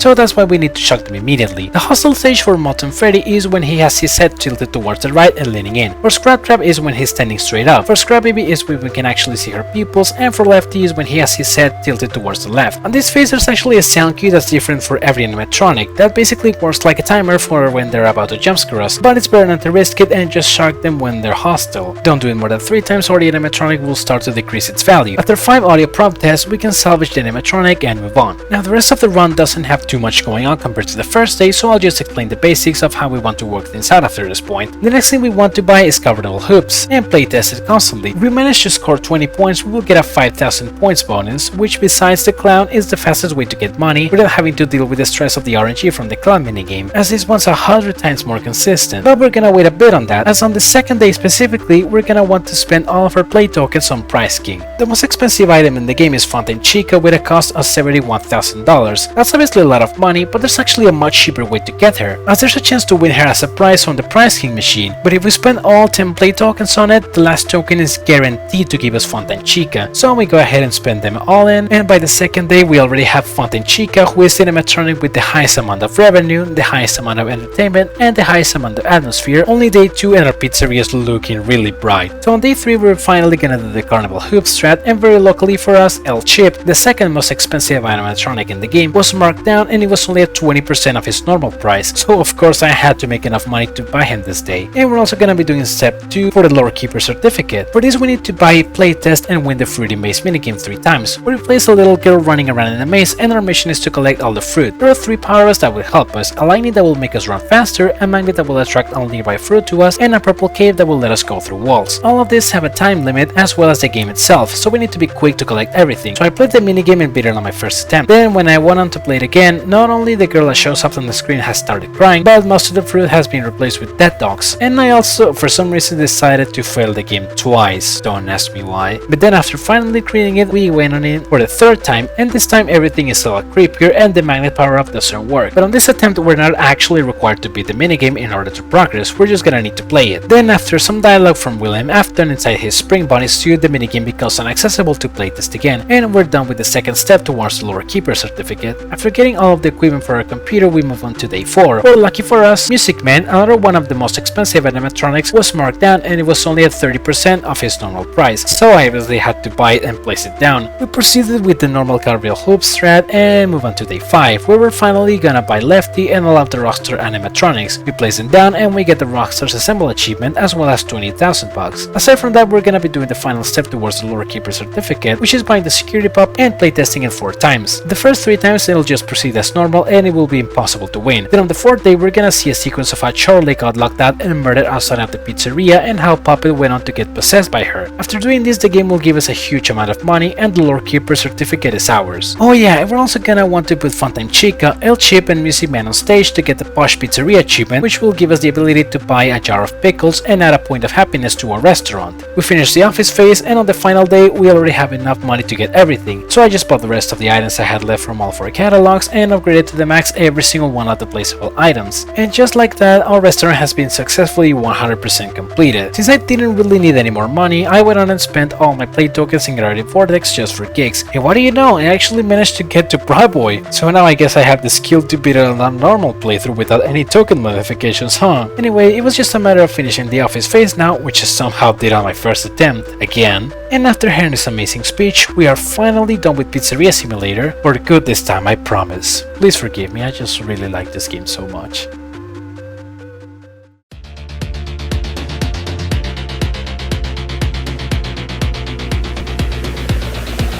Hey, so remember that Freddy in Space minigame in FNAF World? Well, Scott decided to make a sequel to it as a contribution to the Cancel Cancer charity stream organized by the game theorists in order to bring awareness to the St. Jude Children's Research Hospital fundraiser. This game, just like its predecessor, it's a side-scrolling shoot-em-up game where the main goal is to defeat Lolz Hacks, the hacker responsible for most of the FNAF game's leaks. We start off by playing as Freddy. There's 4 stage totals plus the final boss stage. Every stage has a couple of mini-bosses and a final boss, and for every stage we finish, we unlock a new playable character. We unlock Foxy on the first one, Chica on the second one, Bonnie on the third one, and Puppet on the 4th one. Once we get through the 4 stages, the final boss stage becomes available, but we're not gonna talk about it just yet. There really isn't a lot to say about the level design or the gameplay, it's just normal stuff you'd see in a Metroid style kinda game, but with FNAF characters. The controls are very simple. You jump, you slide, you shoot, you gotta wait for your ammo to reload if you shoot too fast, and that's pretty much it. Every character has a unique shot. Freddy is a standard straight shot, Foxy is a close range weapon like a flamethrower, Chica has cupcakes that fly in an arc, Bonnie Bunny shoots musical notes on 4 directions, and Puppet makes gift boxes appear around him that rotate until they disappear or hit an enemy. There are also a few power-ups that can help you kill some enemies faster. You can make a spike rain, create a black hole, shoot sparks, spores that continually damage enemies, etc. There are several of these unique power-ups scattered throughout the levels that we need to find, though they're also dropped by enemies after killing them. I want to focus more than anything else on the completion process of this game. Since this was made for a charity stream, the main collectible in this game is money. Our goal is to collect as much money as we can in every stage, and the main hidden collectibles of this game will really help us out in our mission. Aside from money, we also need to worry about XP. Every time we kill an enemy, we win XP, and by doing so, we level up. And every time we level up, the power of our weapon gets upgraded in both range and power. We need to level up each character individually, and the max level is level 5. But the other good thing is that each time we level up with any character, we get awarded with a skill point, and we can choose what we want to use this skill point for. We can upgrade our max health points, our luck for better item drops, damage for special power-up weapons, and chances for a critical hit. All of these upgrades apply for all characters when we use them, so we don't have to worry about our skill for each character individually. Now, aside from leveling up, the other way we can get skill points is by buying them in LoLbit's several shops that are present in all levels, which we can do by collecting blue gems, which brings me to another collectible that's present in this game, the keys. Sometimes keys are required to progress in certain parts of a level, while some others lead to an extra area with a lot of money and item drops, so we always gotta be on the lookout for these keys. Now, it's finally time to talk about the collectibles that concern us the most in this game, the ones known as treasures. We're starting off with golden microphones. There's a hidden golden microphone on every level of the game that we gotta find, and they're worth $10,000. But besides golden microphones, there's a unique collectible in every stage that we need to defeat a secret boss to obtain. For the first one, hidden in lunar mines, we need to go down a secret path in the later half of the level, and after some dialogue by Lol's hacks, we can fight the boss, Puppet Master, also known as Dogho, who attacks by opening his mouth and letting out a bunch of balloons. Defeating him will give us the BB trophy, which is worth $25,000, as well as giving us a BB head companion that increases our character's luck by 10. For the second one, hidden in Galactic Factory, we need to go up climbing on some hidden platforms after this stage's first mini-boss. After Lol's hacks dialogue, we can fight the boss or bosses, the Math Theorists, also known as MathPat and Stephanie. They attack by turning into green fireballs and quickly flying through the stage. During this phase, they're invulnerable, so we only have to worry about dodging them. It's only after they stop and become corporeal again that we can start attacking them. When this happens though, their child Oliver will fall through the middle of the screen and will damage us if we're not careful. Defeating them will give us the Golden Cupcake trophy, which is worth $25,000, as well as Golden Cupcake Companion, which heals our characters 5 HP per second when they're below 100 HP. For the third one, hidden in Cosmic Freeway, after defeating the stage first mini-boss, we need to do a thrust fall to the left of one of the platforms. After Lost Hacks dialogue, we can fight the boss, Anim Dude the Revenge, or Scott Gotham himself. He will attack by throwing out his body piece by piece from one side to the other, kinda like Yellow Devil from Mega Man, and we need to destroy him piece by piece. This fight can be a bit frustrating and can drag on for a while if we're not good with our aim, so I recommend only doing this fight after you have your characters on a good enough level. Defeating him will give us the plane trophy, which is worth $25,000, as well as a little Freddy flying on a plane companion that automatically shoots enemies and bosses. For the fourth one, hidden in Stellar Pit, after defeating the second mini-boss, you need to fall through what looks like a trap and hold right until you're standing on solid ground, then just jump forward. This can be really hard due to how confusing this level is, but if you watch a tutorial to guide yourself, it's really not that bad. After some Lol's hacks dialogue, we can fight the boss, Mechaplier, also known as Markiplier. He attacks by opening his face to reveal a metallic endoskeleton and shooting projectiles out of his mouth, and we can only attack him when he opens his face. Defeating him will give us the Green Reaper trophy, which is worth $25,000, as well as a Reaper companion that increases our chance of landing a critical hit by 10. The next one is by far the most complicated boss to find, as the process to even unlock it can be really tedious. The first thing we need to do is to unlock Golden Freddy, the last playable character left, which is done by first going into Galactic Factory, breaking this block that can only be broken by Puppet's attack, which the game never gives any indication that any of that is even possible in the first place, and then we need to grab an invisible key hidden on the path behind it, that again, the game doesn't ever tell you anything about, well, you'll not let you grab it by hearing the sound you normally hear when you grab an item. Then right after that, you're gonna go all the way back to the area where you defeated the first mini-boss, and Golden Freddy will be laying there on the ground. Just walk up to him to make him join your party. His attack only consists of close range "It's me" messages that appears in front of him, and leveling up won't upgrade this attack until level 5. Anyway, right after we have Golden Freddy unlocked, we go to the second half of the level, jump onto some hidden platforms on the right, go through some blocks, and then we'll find a golden button, which only Golden Freddy can press. Doing this will destroy the Terminator Chica on the background and reward us with a huge ton of XP. Any subsequent presses of this button will reward us with some money. Right after this, we need to go to Cosmic Mines, and the boss will be unlocked. The way to access it is right after defeating the final boss of the level, turn back to the entrance and jump back out. This will lead to the final secret boss, S. Cotton, which is the same boss as Freddy in Space from FNAF FNAF World, but now it can move and has red glasses. He attacks by moving left and right and leaving a trail of spikes behind him, as well as throwing out claws that chase after you. Now this boss is hard,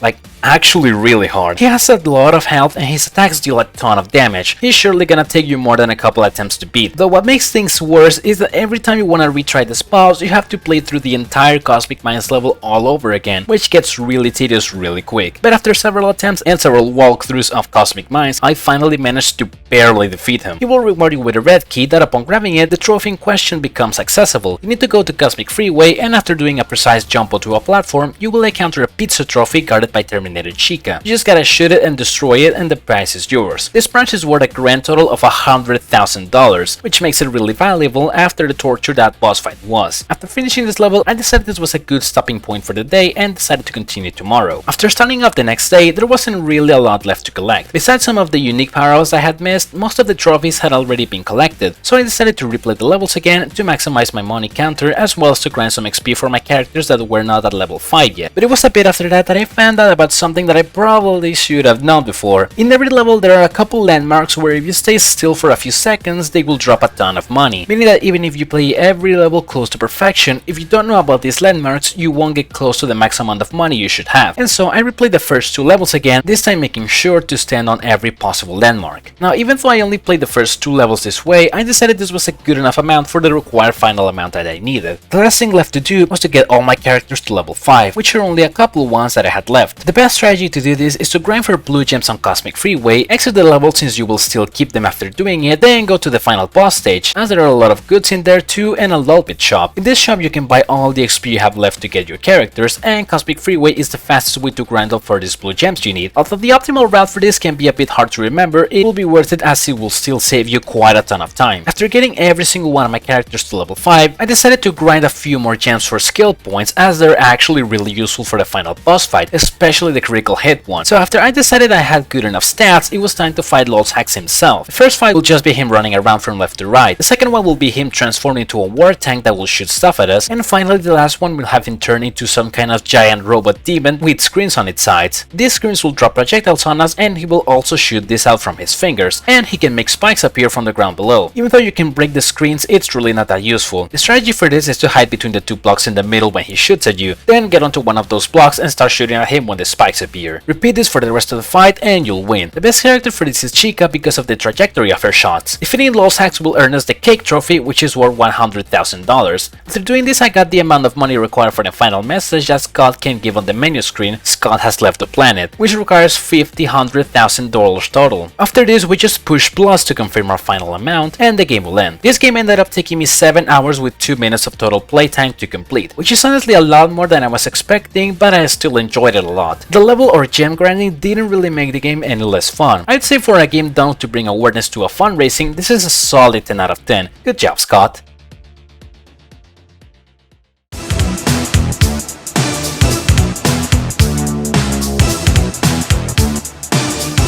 Next up is Security Breach Furious Rage, which was a game made by Scott as an apology for the second delay of Security Breach's release date. This game is a side-scrolling beat-em-up game where we play as buffed anthropomorphic versions of the 4 Security Breach animatronics. They all have different stats and abilities. Freddy has high stamina but a bad special attack, Monty is strong but slow and has bad luck with item drops, Roxy has the most luck with item drops but has low stamina, and Chica has a really good special attack but it's a bit weak. The controls are very basic. You can jump, you can attack, you can block, you can do a series of basic attacks to end up with a strong attack, you can jump and then attack to do an aerial attack, and finally you can jump and attack at the same time to unleash your special attack. Your number of available special attacks is indicated by the number of lightnings under your health meter. When you kill enemies or break boxes in levels, they can either drop jewelry that will give you points, and if you get a certain amount of points you will level up and get more health and more available special attacks. They can also drop some food that will heal you, or anim dudes. You can have up to 9 anim dudes max, and when you activate him, a giant anim dude will appear and will attack the enemies around. This game has 5 stages total and 2 available difficulties, normal and hard mode, and obviously I had to go with hard mode to start things off, and I picked Freddy to play as on the first stage, which is a street with a lot of pretty lights. I won't talk a lot about the enemies in this game because, well, you can just see for yourself. There's really not a lot much that I can say. We go through the first stage and the bosses are the VR sisters, which we can just defeat by repeatedly punching them. For the second stage, which is kind of an alley from a really dangerous neighborhood, I chose Monty to play as, and besides Scraptrap making a cameo in this stage, there's nothing else worth nothing. The final boss of this area, Soul Brawler, basically the same as Soul Dozler, but now he has legs, just punch him until he's defeated. For the third stage, which appears to be the inside of a restaurant or an arcade/party place, I chose to play as Roxy. This stage has a lot of bouncy balls coming from each side that can only be avoided by blocking them, which can become really annoying as you have to stop for all of them, especially if you have enemies coming to attack you at the same time. This stage actually took me quite a few attempts, but it was nothing too terrible at least. The final boss of this area is Mega Brow, a giant more grotesque version of Brow Boy. We need to be quick to attack, since if we don't he will start stomping on the ground and will cause massive damage. But as long as we constantly keep hitting him, he is not really much of a threat. Just be wary of the enemies coming from both sides and you're good. For the fourth stage, which is a sewer section, I chose Chica, and this area can be really difficult. The enemies in here are extremely powerful and quick, so my strategy for when you're dealing with a lot of enemies at the same time is try to always keep facing the enemies and use your aerial attacks, as that's enough to knock them out for a bit and give you time to deal with other enemies. If you're getting swarmed by enemies from both sides, quickly use your special move to get them off of you, and if you have a lot of enemies on each side and you don't have any special attacks available, well, you just need to pray you survive. Something I forgot to mention is that in the last stage, since I kept dying and retrying so many times, I actually got the max level, which is kinda cool I guess. The final boss for this level is Vanny, and my god, is she obnoxious, so I will talk about her in just a tiny bit. After clearing this stage, we move on to the final stage where we fight the final boss of this game,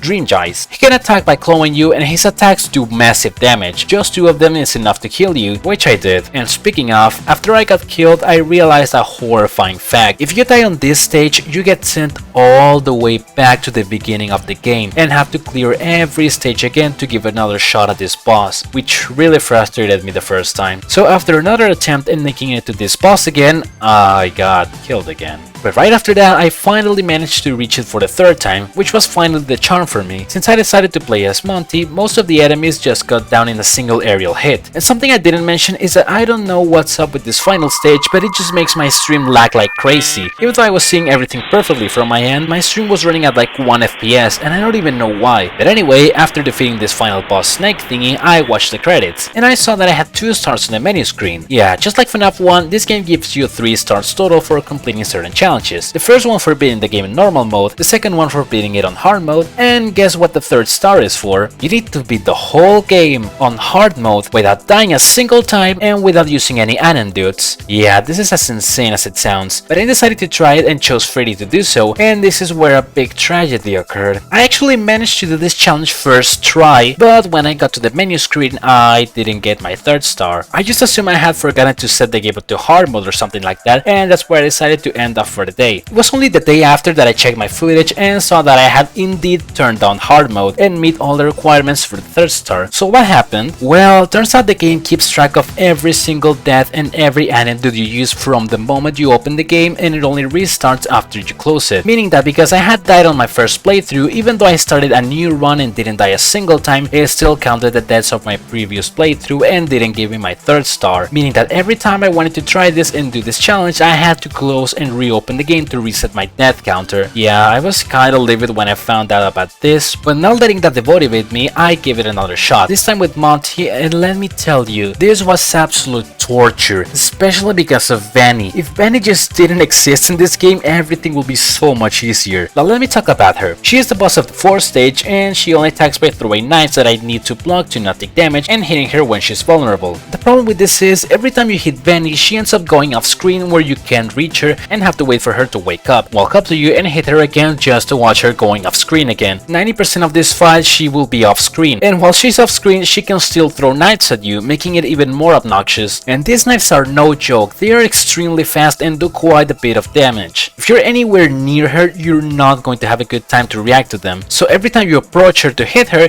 you just gotta pray she doesn't throw a knife at you right before attacking. And she can sometimes throw 2 knives in a row, just making everything even way more annoying than it needs to be. All of this on top of the fact you cannot use any anecdotes. Since this is the last stage before the final boss, every time you die here, you need to do everything from the very beginning, making up for a really frustrating Running Challenge. Yeah, this is basically the Golden Freddy mode of this game. I cannot tell you how many times I died to Benny's BS and how I was starting to lose my mind. But after so much endurance, I finally defeated her. And right afterwards, defeated the final boss, which felt like a cakewalk after all of that Benny torture. And at last, I got my 3rd star. And before finishing everything off, since I had cleared hard mode with both Freddy and Bunty already, I decided to clear it now with Roxy and Chica. This time while having the freedom of using antidotes and seeing Benny get absolutely destroyed by them. What a delightful sight. This game ended up taking me 5 hours with 26 minutes of total playtime, with well over half of that time being attempts for the 3rd star.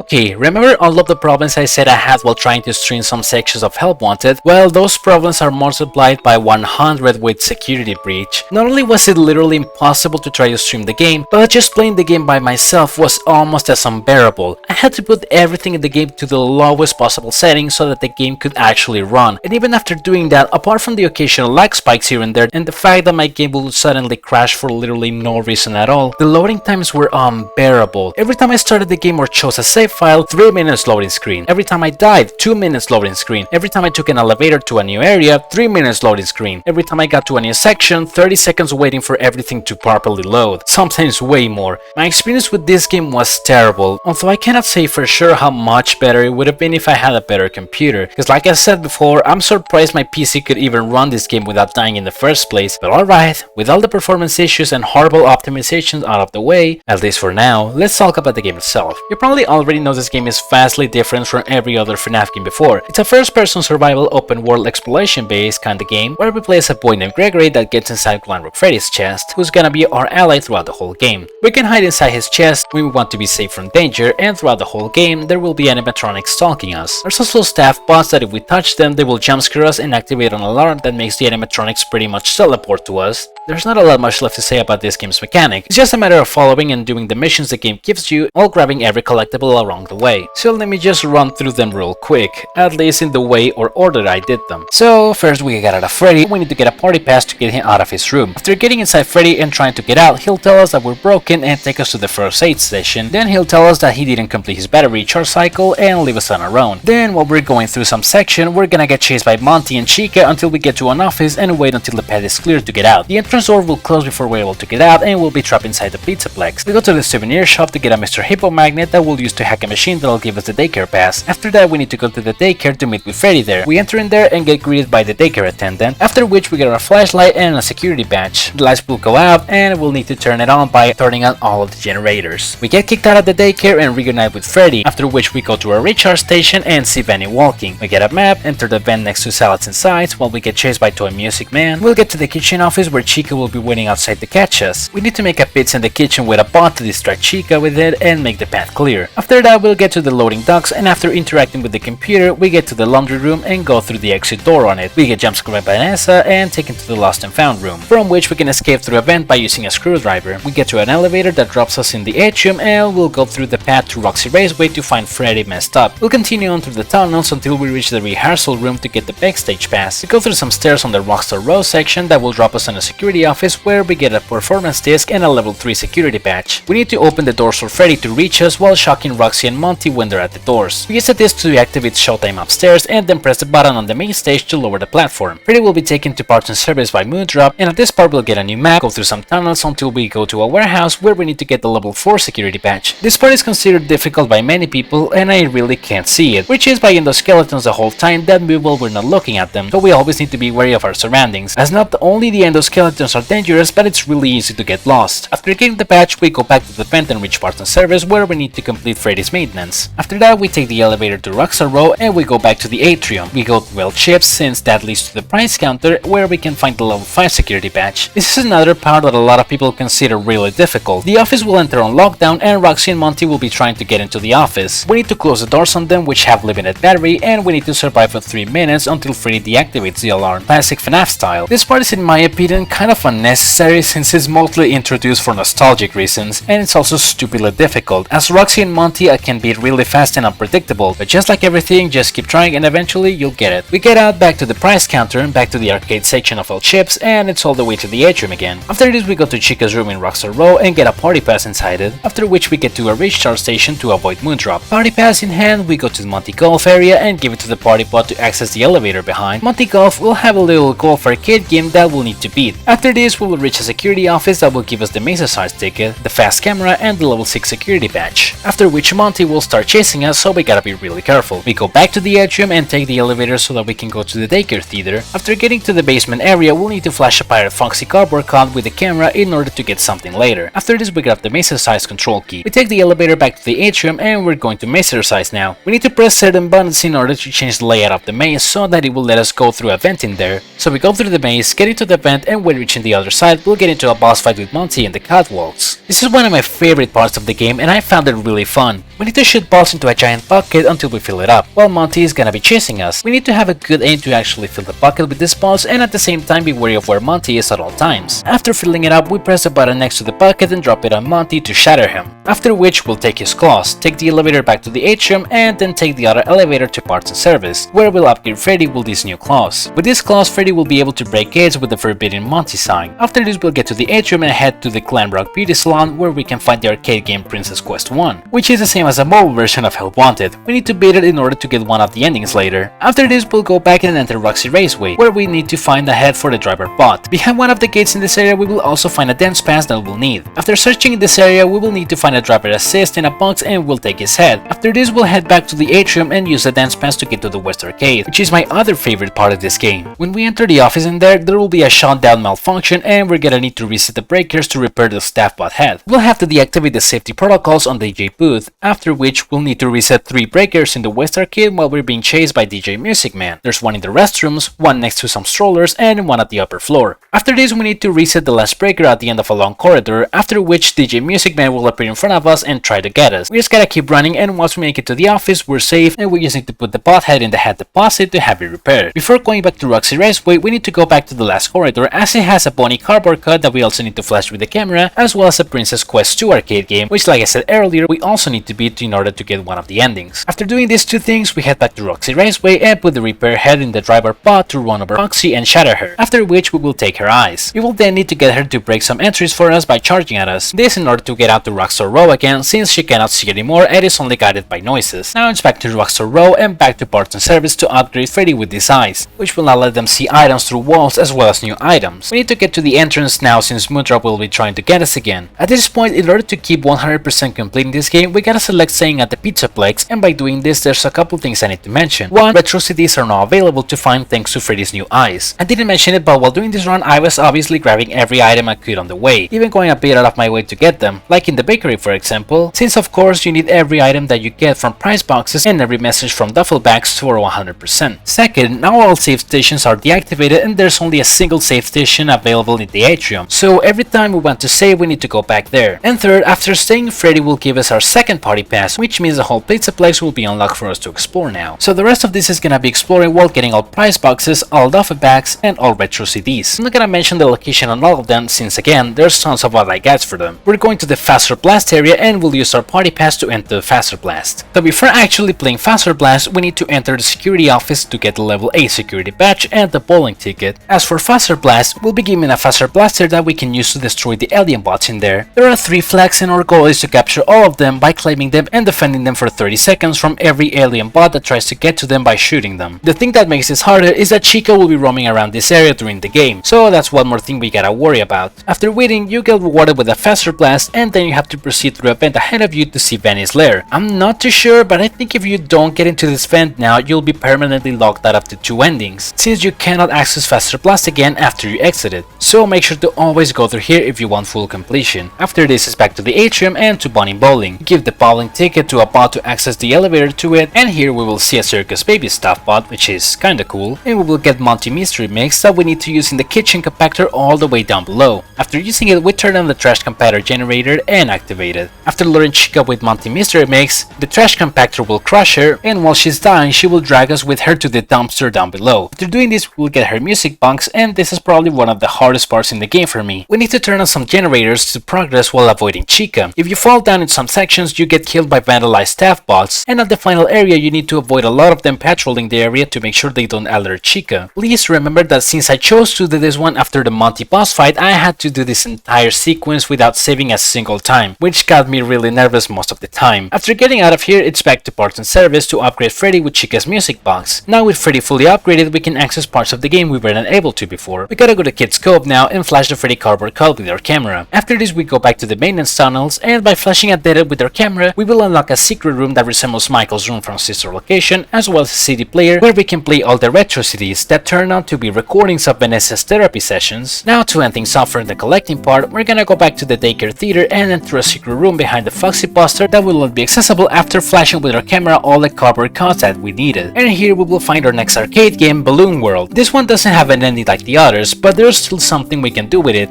After playing it for a bit, we're gonna see a kind of a great glitching thing. We're gonna need to run into it to glitch the game, and that's all we need to do for this one. After this, let's talk about the endings and how to get them. For the escape ending, you just need to choose to leave when getting to the exit at the entrance. For the car battery ending, we need to choose to leave when getting to the exit at the loading docks. For the fire ending, you need to choose to leave when getting to the exit at the price counter section right after little chips. I'm pretty sure for these last two endings, you actually need to have certain items in order to be able to get them. But again, since we're going for 100% anyway, it doesn't really matter. For the Vanny ending, you need to select the Vanny option, and when you get to Vanny's lair, press the button on the desk. For the Princess Quest ending, after beating the first two games, you need to choose the Vanny option, and instead of pressing the button, play the Princess Quest game that's inside her lair and beat it. For the Afton ending, you need to go down an elevator located in Roxy's Raceway that will get you to the Pizzeria from FNAF 6. Here you will engage into a boss battle with Burntrap that plays like a classic FNAF style game. Burntrap will appear on 3 monitors. He can be in the middle, the left one, or the right one, and he will try to take control of Freddy from time to time. When this happens, you need to press the button in front of the monitor he's in to light the room on fire. Glamrock animatronics will show up once each, and Freddy will alert you when this happens. For Chica, you just need to close the door on her. For Monty, close the vent door on him, and for Roxy, you need to hide inside Freddy and use Chica's music box to scare her away. Make sure not to enter Freddy when you feel he's about to be controlled by Afton, or else he will spit you back out. At the second phase of this fight, there will be tentacles coming out from various manholes in the office, and if they touch you, you will get killed, so make sure to avoid them at all costs. Just make sure to keep lighting Burntrap on fire, and eventually you will beat him. So that's everything when it comes to 100% completing this game, but now it's time to talk about achievements. Although just like Help Wanted, most of the achievements you will just get them by playing the game normally. Surprise, just get jump scared. Dodge and Weave, Sleepover, Pizza Party,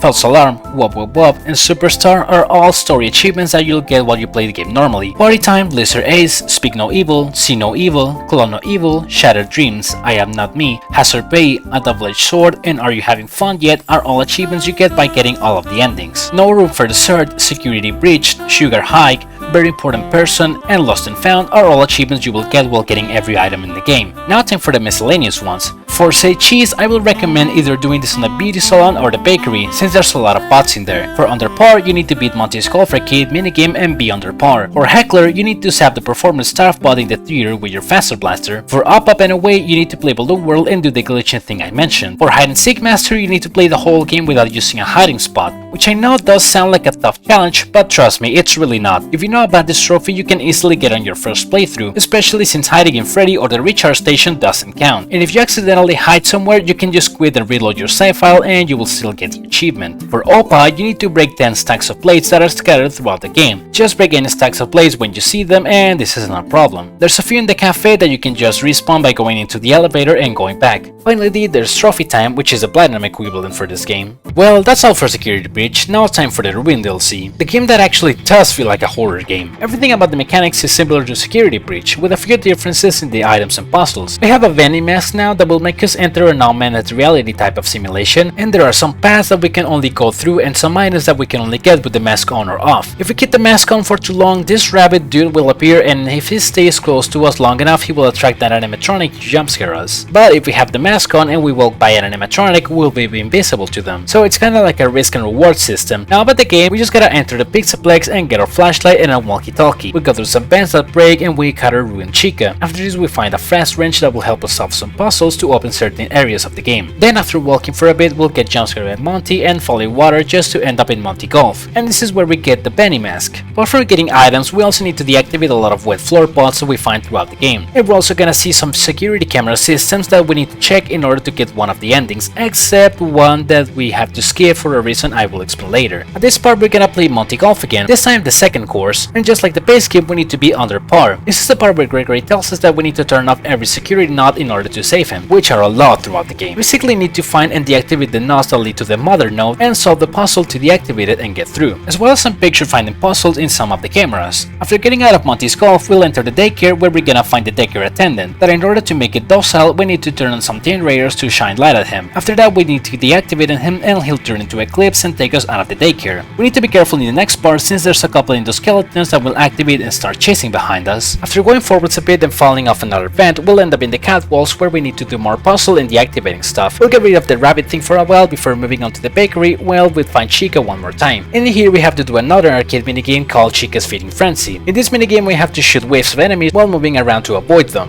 And every 5 waves there will be a colorful ore boss. Now this game can be really tedious, it takes a long time to get through the waves. Sometimes the enemies and projectiles that they throw at you can be extremely fast, and overall it's really difficult. You aim around by moving your mouse on the screen, but the cursor moves so painfully slow. It's so slow that I had to turn my mouse sensitivity all the way up in both the game and my computer settings so that I could even have a chance of beating this. You have a different types of ammo in this game, and my best advice is always grab and use the sausage when you can, and never use the pizzas. The pizzas are awful. And for the other types of ammo, it doesn't really matter. There's several failed attempts, and having to sit through a 10 minutes loading screen every time I wanted to try again, I finally did it. And this rewarded me with Chica's music box. After this, Chica gets crushed by a concrete block, and we're gonna walk through several AR bridges, which I have no clue how they work to be honest. But after a bit of walking, we're gonna meet Roxy in the beauty salon, and we gotta follow her. After this, we need to put Chica's music box back in her for, I don't know, complete her character arc I suppose? After going down some stairs, we'll get into an area with water where we'll see Monty get electrocuted and finally die for good. We enter the raceway and we need to do some FNAF 3 strats with Roxy. We need to lure her to certain parts of the place with audio decoys to make her destroy barricades and let us through. Next up, we're gonna enter Bunny Ball, where we're gonna encounter a lot of toy music men that we need audio decoys to lure them away from the places I need to go to. Now I don't know exactly why, but this show was absolutely terrible in my PC. It had enormous lag spikes and it made my game crash like 4 times. I don't know what's up with this area that makes it so laggy to be honest, but in here we're gonna deactivate the last wet floor pot and it's gonna let us exit to a secret room behind one of the bowling alleys, where we can find more wet floor pots and Clamrock Bunny's corpse. Yeah, this is a pretty gruesome scene. There is we go through an AR tunnel and some vents where we're gonna encounter Prototype Freddy's body and he'll start chasing us. After escaping from him and getting into the vent, we'll reach the final stretch of the game, where we need to deactivate Foxy and finally reach the final part of Roxy's raceway. After going down an elevator, we're gonna go through some grottos and find a lot of fast tokens, besides a couple of fast tokens we found before, and we're gonna give them to Candy Cadet in order to him to tell us a story. We do the final puzzle and deactivate the safety protocols, and this is where we need to get the endings. We're gonna meet the Mimic and we need to escape from it. For the Brazil ending, we need to go to the left in one of the branching out sections and put on the mask in front of a cardboard cut of Freddy with an ice cream. For the betrayal ending, we need to listen for Gregory's instructions and enter an elevator after solving a puzzle, where we're gonna drop down. Finally, for the Scooper ending, we need to go back and check on one of the secret cameras that we skipped. Remember how I said we had to skip one of them? This is because if we get all of them, we'll get permanently locked out of the betrayal ending, which will really not be good if we want a 100% run. Then after checking the camera that we skipped, we follow the same steps for the betrayal ending while we go through a path that was previously locked before. After entering a locked room and activating a scooper, we'll see the Mimic in a lion suit getting absolutely destroyed by it. And that's all for Ruin now. They didn't include any achievements for Ruin, so now we're done with the entirety of Security Breach. This game, both base game and DLC, ended up taking me a total of 40 hours to complete, around 31 hours for Security Breach and 9 hours for Ruin, which I'm gonna be honest, half of them were probably me just waiting on loading screens. Again, I probably would have had a better experience with this game if I had a better PC, but this is the most I can do for now, so please forgive me for not being able to provide any footage for it.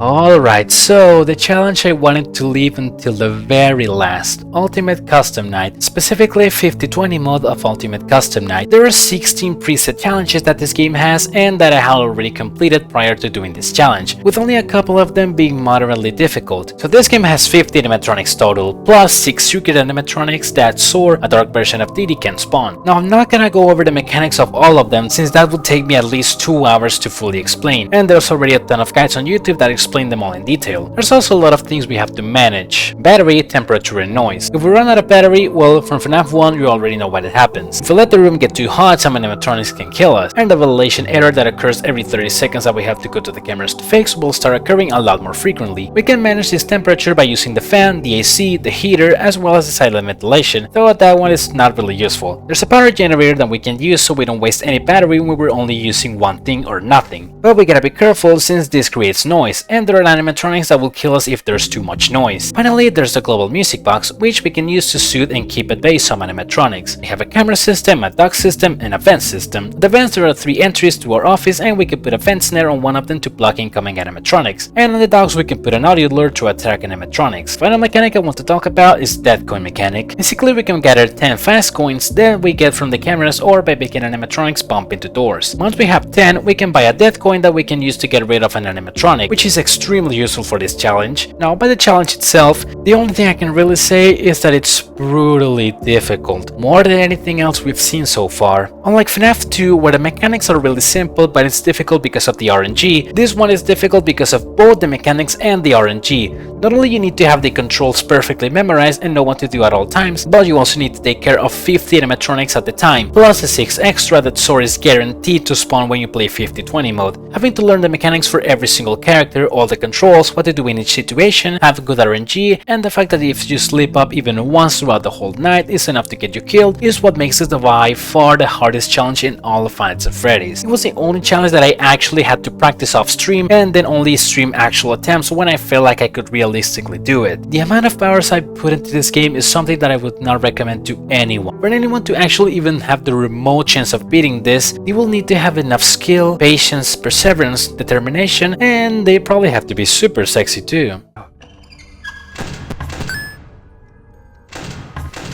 my gosh!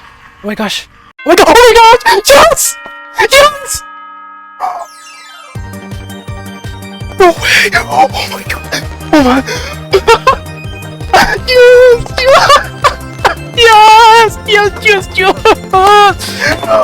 Oh. This challenge ended up taking me a total of 17 hours to complete, counting both the practice and actual attempt hours, and way too many attempts for me to even bother counting. The first day I tried this, I went on for about 6.5 hours before I started to feel lightheaded and decided it was best to stop. It was at the second day, which was a lot faster than I thought, when I finally beat this demon. And since it will literally be impossible for me to explain my entire strategy without the video being an extra hour long, I'm just gonna see everything I did on my winning attempt as it goes. So here it goes. So I turned off the fan and turned on the power generator, I put an audio lure in the dock system, and then on the cam system I put my camera into a Freddy. I put on the mask, I closed the dock for Balloon Boy, then again I shine my Balloon Boy, I click on Help Me for an extra cone, I shine another Balloon Boy, I catch the fish, I click on Help Me, I close the dock for Balloon Boy, I click on Help Me, once again I put my mask on.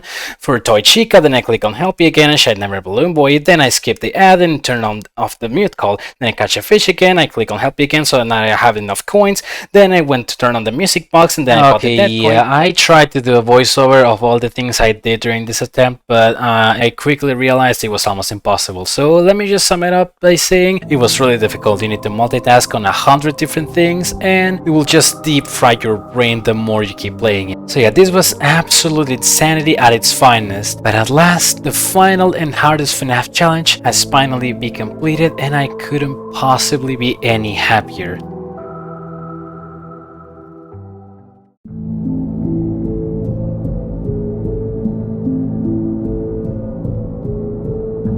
For the last day of this challenge, I started off by getting all the Ultimate Custom Night achievements, because yeah, just like the 6 games, this game got achievements when it got ported to consoles. The first one I went to get was Endless, which you get by getting jumpscared by every single animatronic in the game, including the 3 jumpscares you get from only secret animatronics that can kill you, and the secret forever jumpscare you get by using a death coin on a level 1 Golden Freddy. Next is Stories, that you get by listening to all of Mr. Hippo's stories. So every time you get killed by Mr. Hippo, he will tell you a long story about him and his friend Orville, which usually last about 3 to 4 minutes and are impossible to skip even if you close and reopen the game. There are a total of 4 stories total that you need to get, and even though I got the first 3 on the first go, I just could not get the 4th one for the sake of me. My friend, you have met a terrible, Ah, it seems that you have met your end. Ah, what a pity. It seems that you have met a horrible demise, my friend. After I got to like 5 failed attempts, I just got fed up with having to listen to his entire story before I could try again, and so every time I didn't get it, I just went to the game files to modify Mr. Hippo's value to 0, so that I could skip the story. Again, just like the Gravity Vortex minigame, I could have done this on my own without having to skip the stories, but I wanted to make this quick for the sake of me and everyone else. And after what felt like hundreds of attempts, I finally got the 4th story.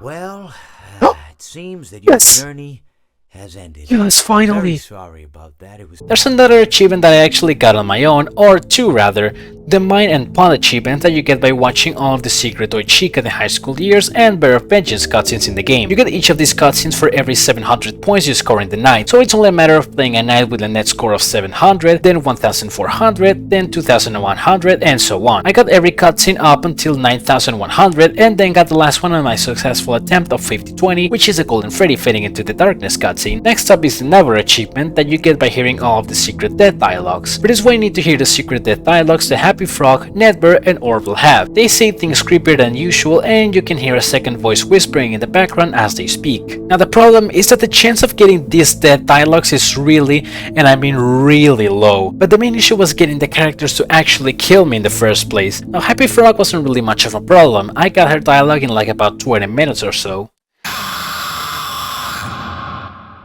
We've only just begun. I will never let you leave. I will never let you rest.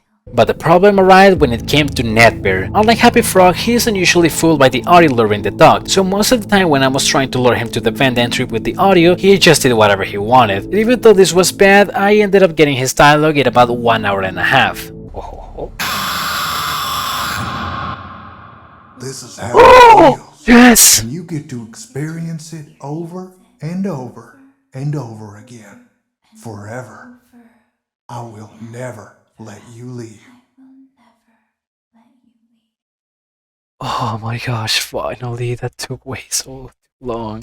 The biggest pain of them all was Orville, who was even worse than Dreadbear when it came to following directions. He just didn't seem to care at all about the audio lure and just resorted to doing whatever he pleased. Sometimes he would kill me in 10 seconds, sometimes in a minute, and I tried about everything, getting the temperature low, high, turning on and off the AC, the fan, nothing seemed to make any difference. But after over 2 hours of so much emotional pain and suffering, I finally got his dialogue.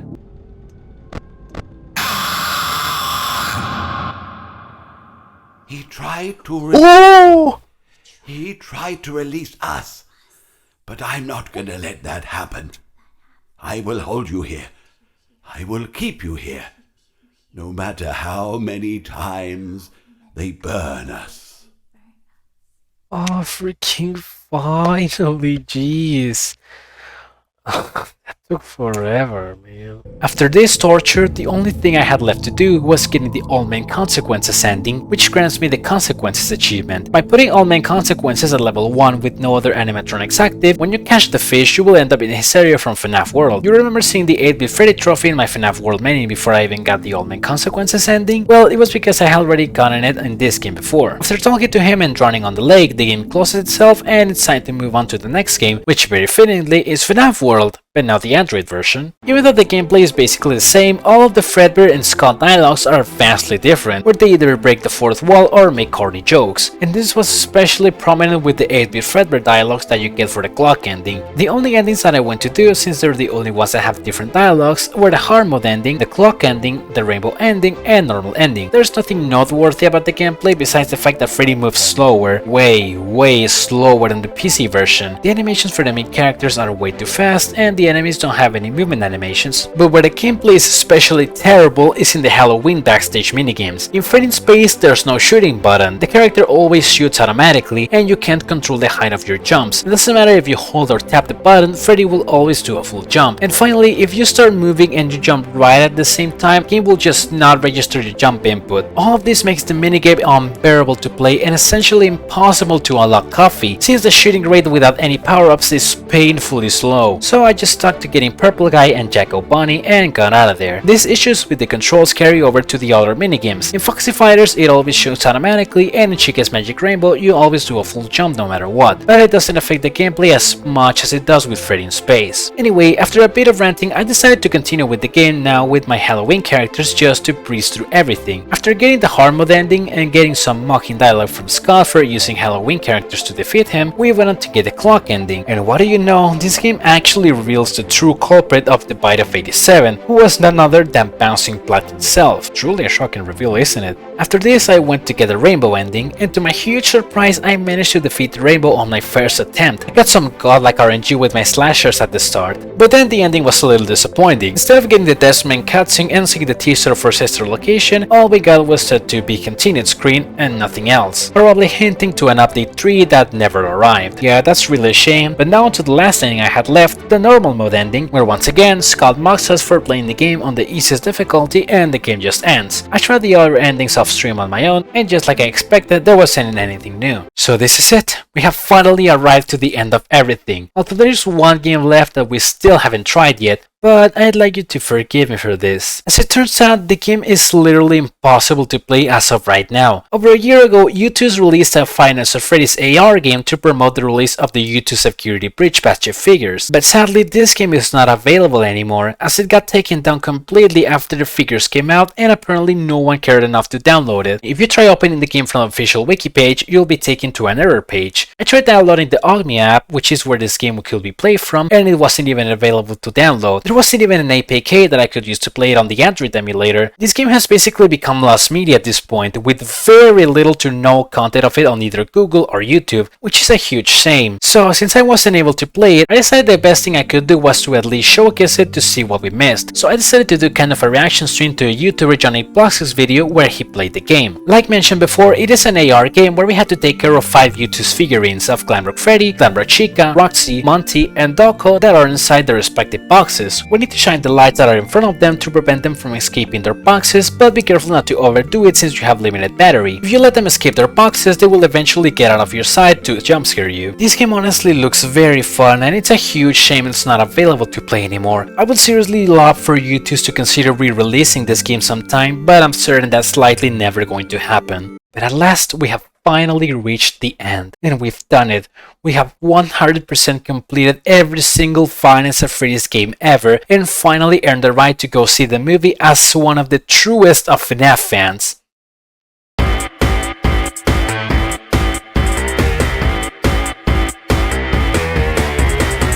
Okay, so while I was working on this video, Scott decided to just drop this game out of nowhere and around a week before the release of the movie. It was advertised as FNAF the Movie the Game, but when you downloaded and opened it, it turned out to be a sequel to Freddy in Space 2, called Freddy in Space 3 Chica in Space. I found out about it a couple days later and I honestly panicked. As seeing how long Freddy in Space 2 took me, since this was a sequel to it, I was really worried I was not gonna be able to finish it in time. Thankfully, that was not the case. There are several differences between this and Freddy in Space 2. For starters, there aren't any hidden treasures or any hidden bosses, which makes the process a lot easier. Once again, there are a total of 4 levels plus the final boss stage, and we start off by playing as Chica, and for every level we beat, we unlock a new playable character. Every level is divided into 2 sections, with each section having a boss. Throughout the levels we unlock Freddy, Bunny, Foxy, and Mangle. Apart from now being able to double jump and no longer having any special power-ups, the main difference here is that the characters no longer have a unique weapon attached to them, and instead there are several types of weapons scattered throughout the levels that any character can pick up and use. There's a bubbles gun, a watermelon gun, a coconut gun, a merch gun, a hot cheese gun, a flamethrower. There's a lot of options to pick from. You also have some helmets and companions that can give you some boosts and abilities. These can also be obtained by picking them up in levels, or you can also get them from lol-based shops, which are also vastly different. This time, instead of offering skill points or XP, you can essentially pay 100 coins to change your weapon, helmet, or companion if you don't like the one you currently have. Speaking of XP and skill points, the skill points are gone now, and you now get XP based on your stats at the end of every level, like coins collected, health remaining, etc. And unlike Freddy in Space 2, instead of leveling up every character individually and having a cap at level 5, now you level up all characters simultaneously, and you can keep leveling them up indefinitely, making it so that we don't have to grind for XP like crazy to get to the max level, which is very relieving. There are some keys hidden in levels, but they just lead to optional rooms with some goods, kinda like the ones in the first game. Essentially, there aren't really any requirements to 100% this game other than just beating all the levels normally, so yeah, I was just really worried over nothing. Now the only things I want to to point out is that for some reason the second level, which is a water level, just like the final level in the Furious Rage, for some reason completely destroyed my stream and making it look at like 0.3 FPS. There was a water level in Frame Space 2 and everything worked fine, so I don't know what's up with the one in this game. But anyway, the only levels that I feel are worth mentioning is the second half of the third level, which is a parody of the classic True Rage game that also has a buff Helpy as a boss, which is really interesting, and the fourth one, which is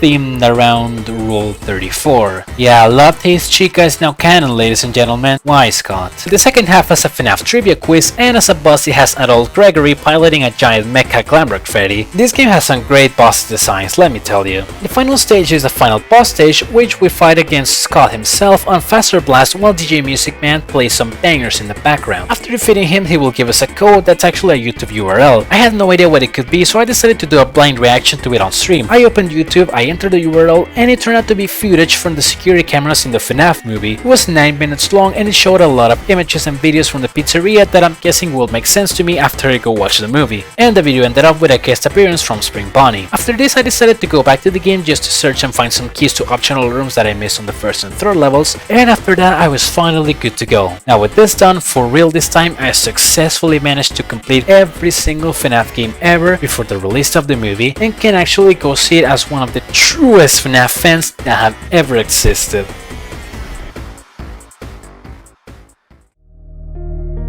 Before ending off the video, I want to give a massive shout out and thank you to popular FNAF YouTubers DJ Sturf and Ambience. Their guides helped me quite a lot with most of the hardest modes of the classic FNAF games, and I probably wouldn't have done it without them. I'm going to link their channels in the description. Next, I want to thank Johnny Blocks for providing me with footage for the Lost Youtooz FNAF game, which I reacted to on stream. You will also find his channel in the description. And last but not least, I want to thank Scott Cawthon, the man himself, for creating such an awesome and captivating game franchise. He was a huge part of most people's childhoods, including mine, and even if he's retired and will not be as involved in any FNAF future projects, he will always have a very special place in the heart of every member of the FNAF fanbase. Thank you for everything, Scott. And speaking of Scott, I wanted to make a quick advertisement here. Remember the characters Coffee, Mr. Chipper, and Soul Dozer from FNAF World? Well, in case you don't know, they're all characters from games that Scott released before working on Five Nights at Freddy's, and because I want to keep honoring Scott's memory, I'm gonna be playing them all on stream after the release of this video. In case you want to check it out, my channel will be in the description. I also wanted to say that down in the description below as well, you will find a playlist of all the hardest challenges in the games that I did without any commentary or any cuts, in case you want to see the full raw completion. And in the rare case you want to see the whole process of me completing these games, well, good luck sitting through an over 100 hours long fought playlist on my Twitch channel. But anyway, thank you everyone so much for watching. If you made it to this point, you have no idea how much I appreciate it. I hope you all have a great rest of your day, and as fun as this whole quest might have been, I'm glad it's finally over now and I finally won't have to play a Five Nights at Freddy's game ever again.